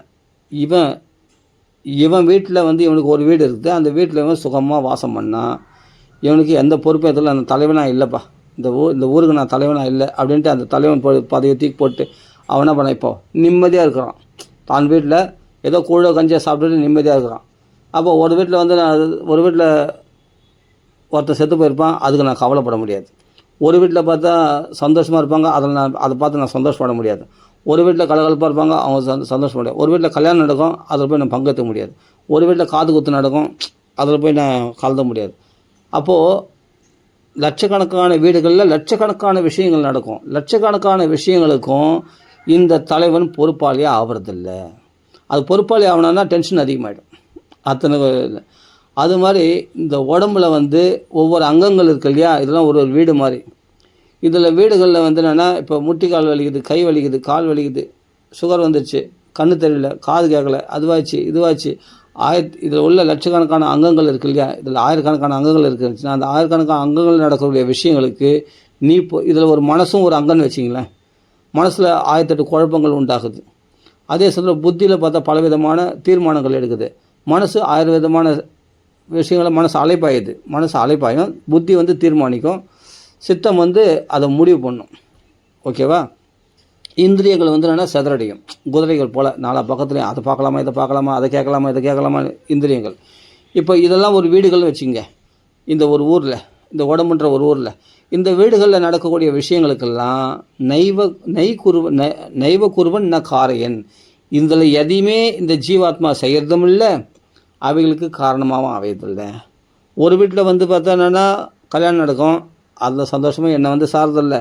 ஒரு விதத்தில் முடிவு பற்றி சண்டை பண்ணால் அந்த சண்டைக்கு நான் காரணம் இல்லை. எவன் வீட்லேயும் எதுவுமே நடக்குது, அதுக்கு நான் எப்படி பொறுப்பாக முடியும்? ஒரு வீட்டை ஒருத்தன் கொலை பண்ணிட்டான், அதுக்கு இந்த தலைவன் வந்து அந்த ஊர் தலைவன் பொறுப்பாவானா? பொறுப்பாக மாட்டான். அவன் எப்படி இருக்குன்னா சுகம் வசி. அப்போது இந்த ஹிருதயத்தில் இருக்கிற அந்த ஜீவாத்மாவானவன் இவைகளுக்கு சம்மந்தப்படுறதில்லை. ஆனால் சம்மந்தப்பட்ட மாதிரி நினைக்கிறதுனால்தான் தலைவலியே உண்டாகுது. எப்படி இருந்தா இவன் எப்படி இருக்கும்? சுகம் வசி. அப்போ என்ன பண்ணணும்னா, இவைகளில் இந்த ஊரில் நடக்கக்கூடிய இத்தனை வீடுகள் இருக்கு இல்லையா, அந்த வீட்டில் நடக்கக்கூடிய செயல்களுக்கெல்லாம் இவன் பொறுப்பாளி ஆவறதில்ல. சர்வ கர்மான செயல்கள்னு அர்த்தம். எல்லா செயல்களையும் மானச சந்நியாசஸ்தே, மானசீகமாக இந்த உடம்புல நடக்கக்கூடிய விஷயங்கள்லாம், இந்த உடம்புக்கு சம்பந்தமான பொறுப்புகள்லாம் மனசால் திறந்துடுறான். எப்படின்னா, ஏன்னா இந்த உடம்பே நான் இல்லை, இந்த உடம்புன்ற ஊர் நான் கிடையாது. இந்த உடம்புல வந்து 9 ஓட்டைகள் இருக்குது, 9 துவாரங்கள் இருக்குது, அந்த 9 வழிகளும் நான் கிடையாது. இந்த 9 வழிகளில் இந்த ஊரில் இருக்கக்கூடிய பல வீடுகள் இருக்குது. பல வீடுகளில் பல பேர் குத்தனை இருக்காங்க. அத்தனை பேருடைய செயல்களுக்கு நான் காரணமாக அமையவே மாட்டேன். ஏன்னா நானாக இருக்கிறேன். நான் யாருன்னா, நான் ஆத்மா. நான் இந்த ஹிருதயத்தில் பரமாத்மாவுடைய சேவகன். நான் இந்த உடம்புக்கு சம்மந்தப்பட்டவனே நான் கிடையாது, இந்த ஊருக்கு சம்மந்தப்பட்டவனே நான் கிடையாது. இந்த ஊர் தலைவன் நான் ஒரு பொறுப்பேற்றுந்தால் தான் எனக்கு பிரச்சனை. அந்த ஊர் தலைவன் நான் கிடையாது. நான் அந்த ஊரில் இருக்கிற ஏதோ ஒரு மூலையில் நான் ஒரு ஆத்மா, ஜீவாத்மா. அப்படின்னும் போது இவன் எப்படி அப்போ இந்த பொறுப்புகள்லேருந்து விலைக்கு இருக்கும்போது இவன் சுகமாக இருக்கிறான். எப்போ இதெல்லாம் தலையில் தூக்கி போட்டுக்கிறானோ, இந்த உடம்பு நான் நினைக்கிறானோ, அப்போ எல்லா பொறுப்புக்கு அந்த கேஸு இந்த கேஸு எல்லாத்தையும் நீதி வழங்கக்கூடியவனாக இருக்கிறான் அந்த ஊர் தலைவன். அப்போ பெரிய தலைவலி உண்டாயிடுச்சு. தப்பாக நீதி வழங்கினா அந்த மக்களை அந்த தலைவனை போட்டு அடிக்கிறாங்க. அது மாதிரி இந்த ஜீவன் பயங்கரமான துக்கத்துக்கு ஆளாகிறான், ஒரு சின்ன நோயினால் பாதிக்கப்பட்டு இல்லையா. அது மாதிரி இந்த உடம்புல வரக்கூடிய நோய்கள், இந்த உடம்புல உள்ள அங்கங்கள், இவைகள்லாம் பல வீடுகள் போல் அதில் வரக்கூடிய நோய்கள்லாம் பல அந்த நோய்களை சரி பண்ணுறதுக்கு தான் பண்ணுறது, அதுதான் பஞ்சாயத்து பண்ணுற மாதிரி வழங்குற மாதிரி. அப்போ அதுதான் இங்கே பகவான் சொல்கிறார், நவத்வாரே 9 துவாரம் உள்ள 9 வாசல்கள் உள்ள இந்த ஊரில் இந்த ஜீவனானவன் புருஷன், புரின்னா இந்த உடல் புரி, அதுக்கு அதில் அபிமானப்பட்டிருக்கிறதால் புருஷன்னு பேர் அந்த ஜீவனுக்கு, அந்த ஜீவாத்மா. அப்போது இதில் பந்தப்பட்டு இருக்கிறான், மாட்டிட்டு இருக்கிறான். இது மாதிரி நம்ம ஒவ்வொருத்தரும் அப்படி தான் இந்த உடம்பு நான் ராங் ஐடென்டிஃபிகேஷன் பண்ணி பகவானுடைய சேவையில் சுகமாக இருக்க வேண்டிய நாம் நம்மளுடைய உண்மையான நிலையை மறந்து பொய்யானவைகளுக்கெல்லாம் நம்ம பஞ்சாயத்து பண்ணிக்கிட்டு இந்த உடம்புக்கு தேவைகள்லாம் பூர்த்தி பண்ணிக்கின்னு அவைகளை சரி பண்ணிக்கின்னு அந்த உடம்பு தேவைகள்லாம் அது வேலைக்கு சாப்பிட்டு பசியெல்லாம் சாப்பிட்டு அப்போ உடம்பு தேவைகள் பூர்த்தி பண்ணிட்டு அந்த உடம்பு சம்மந்தப்பட்ட மனைவி குழந்தைகள்லாம் பூர்த்தி பண்ணிவிட்டு அப்போது இதெல்லாம் நம்ம பஞ்சாயத்து பண்ணியிருக்கோம். அப்போ உடம்புல கை வலிக்குது, கால் வலிக்குது, முட்டி வலிக்குது, தலை வலிக்குது, உடம்பு ஜுரம் வந்து அப்படி இதுக்கெல்லாம் நம்ம பிரதிகாரம் பண்ணியிருக்கோம். அப்படின்னா இதெல்லாம் பஞ்சாயத்து பண்ணியிருக்கோம். இவைகளெல்லாம் பொறுப்பேற்றுக்கிட்டு நாம் பயங்கரமான சிரமங்களை அனுபவிக்கிறோம். இந்த மனசை சமாதானப்படுத்துறதுக்குள்ளே போதும்னு ஆகிடுது. அப்போ அதனுடைய தேவைகளை பூர்த்தி பண்ணுறது, உடலுடைய தேவைகளை பூர்த்தி பண்ணுறது, புத்தியினுடைய தேவைகளை பூர்த்தி, மனசுடைய தேவைகளை பூர்த்தி, இந்திரியங்களுடைய தேவைகளை பூர்த்தி பண்ணுறது, இதுலேயே காலம் கழிஞ்சு போகுது வேஸ்ட்டாக. நல்லா புரிஞ்சு. அப்போது உன் உண்மையான ஸ்வரூபத்தை நீ மறந்து போயிட்டேன், நீ ஆத்மான்றதை மறந்து போயிட்டேன். ஆனால் உண்மையிலே இவை இந்த பொறுப்புகள்லாம் உனக்கு கிடையாது. அப்போ சர்வ கர்மானி, இதில் உள்ள எல்லா கர்மாக்களும் எல்லா பொறுப்புகளும் எல்லா செயல்களும் மனசால் இது உடம்பு சம்மந்தப்பட்டது. இந்த எல்லாமே உடலால் அது ஆட்டோமேட்டிக்காக நடக்கும். இப்போது உன் கண்ட்ரோல் ஏதாவது இருக்கா அந்த உடம்பு? நம்ம ஏற்கனவே சொல்லியிருக்கோம், கண்ணை அசைக்காமல் இருக்க முடியுமா? சமைட்டாமல் இருக்க முடியாது. அது வேலை அது செய்யுது. ஏன்னா அது ஒரு வீடு, அந்த வீட்டில் இருக்கிறவங்க அதை செய்கிறாங்க. புரியுதா? கண்ணை அசைக்கிறது, கண்ணு பார்க்குதுன்னு. அதே மாதிரி மூக்கு நோக்கிறது, மூச்சு விடாமல் இருக்க முடியுமா? மூச்சு விடலாம் செத்து போய்ட்டு. அதனால் மூச்சு விட்டு தான் இருக்கணும். அப்போ அந்த ஒரு வீடு. அப்போ அதில் அப்போ ஒவ்வொரு அங்கங்களில் ஒரு வீடு இருக்கு இல்லையா? அந்தந்த வீட்டில் வந்து அது நடக்க வேண்டியது நடந்துகிட்டே தான் இருக்குது. டைஜஷன் ஆகாமல் இருக்கணும்னா டைஜஷன் ஆகாமல் இருக்க முடியாது. அதே மாதிரி நீ சாப்பிடாமல் இருந்தால் சாப்பிடாமல் இருக்க முடியாது. கை சாப்பிட வாயில் எடுத்து வாயில் போடும், நீ வயிறு ஜீரணம் பண்ண தான் செய்யும், பசி எடுக்க தான் செய்யும், பசிக்கு நீ சாப்பாடு போட்டு தான் ஆகணும். அப்போ தண்ணி விட அப்போ அது ஆட்டோமேட்டிக் ஏதாவது உன் கண்ட்ரோலில் இருக்குதா? இந்த ஜீவாத்மாவுடைய கண்ட்ரோல் ஏதாவது இருக்கா? அப்போ அதே மாதிரி ஒரு ஊரில் வந்து ஊருக்கு தலைவன் பேரை தவிர அவன் கண்ட்ரோல் எதுவுமே இல்லை. அந்த ஊரில் ஒரு இடத்துல வந்து கொலை நடக்கும், ஒரு இடத்துல வந்து கல்யாணம் நடக்கும், ஒரு இடத்துல வந்து காது குத்து நடக்கும், ஒரு இடத்துல என்னென்னமோ நடக்கும், பல அநியாயங்கள் நடக்கும். ஒருத்தன் நல்லா பணம் சம்பாதிப்பான், ஒருத்தன் பார்த்து ஏழைப்பட்டவன் இருப்பான், ஒருத்தன் பார்த்தா துடிப்பான் நோயில், ஒருத்தன் பார்த்தா பெரிய சந்தோஷமாக ஜாலியாக சொகுசில் ஏசியில் உட்காந்துருப்பான். அதுக்கெல்லாம் வந்து அதெல்லாம் நீ வந்து பொறுப்பேற்றுக்க முடியாது. அவைகள்லாம் உனக்கு சொந்தம் கிடையாது. அதுக்கெல்லாம் நீ காரணமாக முடியாது. நைவ குருவன் ந காரையன். அவன் பணக்காரத்துக்கு நீ காரணம் கிடையாது, இவன் ஏழைப்படுறதுக்கு காரணம் கிடையாது, ஒருத்தன் கஷ்டப்படுறதுக்கு நீ காரணம் கிடையாது, எதுக்குமே நீ காரணம் கிடையாது. நீ காரணமாக ஒன்று ஏன் தப்பாக நினச்சிக்கிட்டு நீயே ஆமாம் நான் தான் காரணம், நான் செயல்னா என் குடும்பம் என் தலைமையில் தான் ஓடுது, நான் இல்லைன்னா எதுவுமே நடக்காது அப்படின்னு நீயே ராங் ஐடென்டிஃபிகேஷன் பண்ணிக்கிறேன், தப்பாக அது பண்ணிக்கிறேன். அப்போது இதிலேருந்து நம்ம வெளியே வரத்துக்கு தான் இப்போ நம்ம இவ்வளோ சொல்கிறோம். ஏதோ என்னால் எனக்கு சரியாக புரிய வைக்க தெரில, ஏதோ முடிஞ்ச வரைக்கும் சொல்கிறேன், அவ்வளோதான். விஷயம் வந்து என்னென்னா புரிஞ்சுக்கணும், இந்த ஆத்மாவுக்கு எந்த செயல்களும் கிடையாது. இந்த ஆத்மாவுக்கு எந்த செயல்களும் கிடையாது, செயல்களுக்கு காரணமாகவும் ஆகிறதில்ல. கர்மேந்திரிய அதிகாசம் நாப்பலேஷு கதாசன் அது காரணம். அதாவது என்னென்னா இந்த உடம்பு தான் அந்த கர்மா தான் செய்யுது. கர்ம இந்திரியங்கள் தான் அந்த கர்மாலாம் செய்தே தவிர இந்த ஆத்மா எந்த செயல்களையும் செய்யறதில்ல. புரியுதுங்களா? ஞானேந்திரியங்கள் பார்க்கறது, தொக்கு, நுகர்றது, முகறது, சாப்பிட்றது, எல்லாமே காதில் கேட்குறது, பார்க்குறது, தொடு உணர்வு. அப்போ இதெல்லாம் வந்து என்னென்னா அந்தந்த இந்திரியங்கள் ஞான இந்திரியங்கள் செய்யக்கூடியது. கைகளால் கால்களால் போகிறது, கைகளால் அந்த வேலையை இந்த வேலையை செய்கிறது, மைண்டில் யோசிக்கிறது, இதெல்லாம் வந்து என்னென்னா நாக்கினால் சுவைக்கிறது, இதெல்லாம் வந்து பஞ்சேந்திரிய கர்மேந்திரியங்களால் செய்யக்கூடிய விஷயங்கள். சரி, ஓகே, எப்படியோ போகட்டும். ஆக மொத்தம் இவைகள் தான் நம்மளை மாயினால் சிக்க வைக்கிறதுக்கு காரணமே. அப்போது நமக்கு உன்னுடைய வேலையே வேறும், நீ செய்ய வேண்டிய வேலையே வேறும், நீ இருக்க வேண்டிய இடமும் வேறும். நீ பக்த சங்கத்தில் இருக்க வேண்டியவன், பகவானுக்கு சேவை செய்ய வேண்டியவன், உன்னுடைய பொசிஷனே வேறும். நீ இந்த பந்தப்பட்டுக்கிட்டு தேவையில்லாத தலைமையில் கை வச்சுன்னு இப்படி கவலைப்பட வேண்டியவனே கிடையாது. தேவையில்லாத உலக விஷயங்களை போய் மாட்டிக்கின்னு அல்லல் பட வேண்டிய அவசியமே கிடையாது. நீ உன் நிலையே வேறும். நீ ஆனந்தமயமானவன், சந்தோஷமாக இருக்க வேண்டியவன். நீ துக்கப்பட்டு இருக்கிற கன்னத்தில் கை வச்சு உட்கார வேண்டிய அவசியமே கிடையாது. ஏன்னா அது உன் நிலையே கிடையாது. நீ அது கிடையாது. நீ வேற. மனுஷ ஜென்மா கொடுத்த நோக்கமே அது கிடையாது. நீ துன்பப்படுறதுக்கு கிடையாது. நீ இந்த பந்தத்தில் போய் இந்த சிக்கலில் போய் மாட்டிக்கிறதுக்கு கிடையாது. உன் நிலையே வேறும், உன் செயல்களே வேறும், உன்னுடைய ஐடென்டிஃபிகேஷனே வேறும், உனக்கு பொறுப்புகளே வேறும். நீ இந்த வேலை செய்ய வேண்டியவன் கிடையாது. இந்த பேங்க்கில் மேனேஜராக நான் இது போல் நான் பெரிய ஆஃபீஸ் உத்தியோகத்தில் இருக்கேன், இதெல்லாம் உன் அடையாளமே கிடையாது. உன் அடையாளமே வேறும். நீ கிருஷ்ண பக்தன், பகவானுடைய சேவகன். நீ பரமாத்மாவுக்கு சேவை செய்ய வேண்டிய ஒரு ஜீவாத்மா. நீ உன்னுடைய நிலையே வேறு. ராங் ஐடென்டிஃபிகேஷனால் தான் இவ்வளோ ப்ராப்ளம் வருது. அதுதான் பகவான் இந்த ஒரு ஸ்லோகம் எவ்வளோ பெரிய ரிலீஃப் கொடுக்குது பாருங்கள். நவத்வாரே புரதேகி நைவ குருவன். இந்த 9 துவாரங்களில் ஜீவன் வந்து எதுவும் செய்யறதில்லை, இந்த உடலில் நடக்கக்கூடிய விஷயங்களுக்கு காரணமாகவும் அமையறது இல்லையா. பாருங்கள் எப்படி சொல்கிறது. அவன் எப்படி பண்ணா சுகமாக வாசம் பண்ண வேண்டிய சுகம் பசி சுகமாசன சர்வகர்மானி மானச சந்நியாசத்தே. அவன் மனசால் திறந்துட்டு அந்த ஜீவாத்மா சுகமாக வாசம் பண்ண வேண்டியவன். ஆனால் ஏனோ துக்கப்பட்டு கொண்டு இருக்கிறான். ஏன்னா நான் எப்படி இருக்கிற மாதிரி பரமாத்மா எவைகளும் சம்மந்தப்படாமல் இந்த உலகத்தெல்லாம் படைத்து காத்து அழிக்கிறேன். ஆனால் நான் படைத்து காத்து அழிக்கப்படுறேன்னா இல்லை, நான் தான் எல்லாத்தையும் படைத்து காத்து. நான் இவைகளை சம்மந்தப்படாமல் எப்படி இருக்கணும் அது மாதிரி இருக்க வேண்டிய இந்த ஜீவன். என்னை பார்த்தா தெரிஞ்சு வேணாமா நான் பரமாத்மா. அப்போ எனக்கு சேவை செய்யும்போது நான் என்னை பற்றி தெரிஞ்சுக்கினா தானே அப்போ இவைகளை சம்மந்தப்படாமல் இருப்பான். என்னை பார்த்து அவன் தெரிஞ்சுப்பான், ஜாக்கிரதையாக விழிப்புணர்வாக இருப்பான் அப்படின்னு பகவான் சொல்கிறார் கீதையில். இந்த ஸ்லோகம் இது மாதிரி ஒவ்வொரு ஸ்லோகமும் பகவத்கீதை ஸ்லோகம் ஒன்று இது மாதிரி பெரிய பெரிய விடுதலையை கொடுக்கக்கூடியது. நமக்கு பெரிய விடுதலை கொடுக்கக்கூடியது. ஆமாம், மகதோ பையாத்து சொல்பமப்பியசிய தர்மசிய திராயதோ மகதோ பையாத். இந்த தர்மத்தை இந்த பகவத்கீதை தர்மத்தில் கொஞ்சம் மனசால் நீ வந்து உடலால் கடைபிடிக்க வேணாம். உடலால் கடைபிடிக்கிறது கஷ்டம். மனசால் கொஞ்சம் நீங்கள் அபியாசம் பண்ணி பாருங்களேன். சொல்பம் அப்பியசிய கொஞ்சம் நீங்கள் இந்த மனசில் ஆமாம் இந்த உடம்பு நான் இல்லை, இந்த உடம்புடைய பொறுப்புகள் எனக்கு கிடையாது, என்னுடைய நிலையே வேறு, நான் பகவானுக்கு சேவை அப்படின்னு கொஞ்சம் நீங்கள் அந்த எண்ணெய் நினச்சிங்கன்னாவே எவ்வளோ பெரிய ரிலீஃப். மகதோ பையாத்து திராயதே மகதோ பையாத். பெரிய பயத்துலேருந்து நீங்கள் விடுபடுவீங்க, பெரிய ரிலீஃப் உங்களுக்கு கிடைக்கும் அப்படின்ட்டு சொல்லியிருக்கு பகவத்கீதையில். பெரிய பயத்துலேருந்து உங்களுக்கு விடுதலை பண்ணும், பெரிய சந்தோஷம், பெரிய ரிலீஃப் ரிலாக்ஸேஷன் கிடைக்கும். எனக்கு எந்த பொறுப்புகளும் கிடையாது. நான் ஏன் இது போல் தப்பாக ரிலீஃப்? இதெல்லாம் கனவு. உண்மையை நினச்சிருக்கேன். இது பொய்யான வாழ்க்கை, இது கனவு வாழ்க்கை. நீ வீழ்ச்சிக்கோ. இந்த ஆத்மா உன்னுடைய ஆத்மஸ்வரூபம்னு சொல்லும்போது நீ வீழ்ச்சின்னு இருக்க. வீழ்ச்சி பண்ணச்சே எவ்வளவு கனவா, இதை போய் சத்தியம்னு நினச்சேனே. இந்த பொறுப்புகள் இந்த இதெல்லாம் இந்த வாழ்க்கையெல்லாம் சத்தியம்னு நினச்சேனே.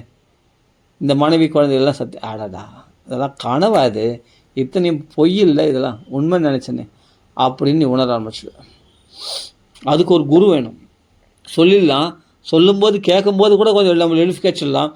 ஆனால் அடுத்த நிமிஷம் கலிபுருஷன் உன்னை பந்தப்படுத்துவான். வேறு ஒரு என்னமோ என் மனைவி அப்படி சொல்லலாம், என் பையனை அப்படி சொல்லலாம், என் பையனை எப்படி திட்டலாம் அப்படின்ட்டு அந்த கோபம் வந்துடும். அப்புறம் இந்த உடம்பு நிலைக்கு இறங்கிடும்.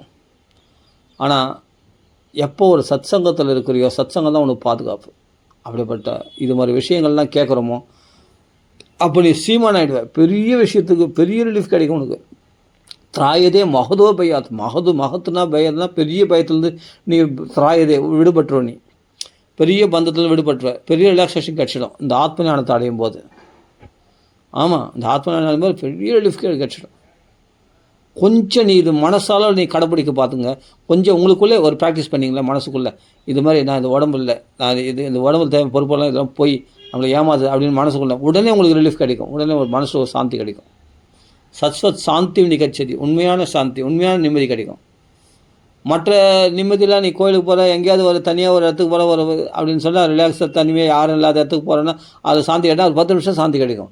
ஆனால் இந்த ஞானத்தை அடைஞ்சால் உடனே சாந்தி கிடைக்கும், பெரிய சாந்தி கிடைக்கும். இது எப்போல்லாம் இந்த ஞானத்தை அடையிறோ அந்த சாந்தி கிடைக்கும். அந்த ஞானம் தோடக்கூடிய பக்தி வேணும். பக்தி யுக்தேன ஞானம். அப்போ பக்தியோடு கூடிய ஞானத்தினால நீ இதை அபியாசம் பண்ணால் அப்போ நவத்வாரே புரே தேகி நைவ குருவன் நான் காரியம். இதில் எதையும் நீ செய்வனாக இருக்காது, செய்யறதுக்கு காரணமாகவும் நீ ஆக மாட்டாய். அப்போ ஒன்று உனக்கு என்ன வேணுமோ அது எல்லாம் நீ எப்போ ஆத்ம ஞானத்தை உணர்ந்து பகவத் சேவையில் ஈடுபடுறியோ உனக்கு தேவையானதெல்லாம் தன்னாலே கொண்டு வந்து பகவான் கொடுப்பான். உனக்கு தேவையானதும் உன்னை தேடி வரும், நீ தேடி போவதில்லை.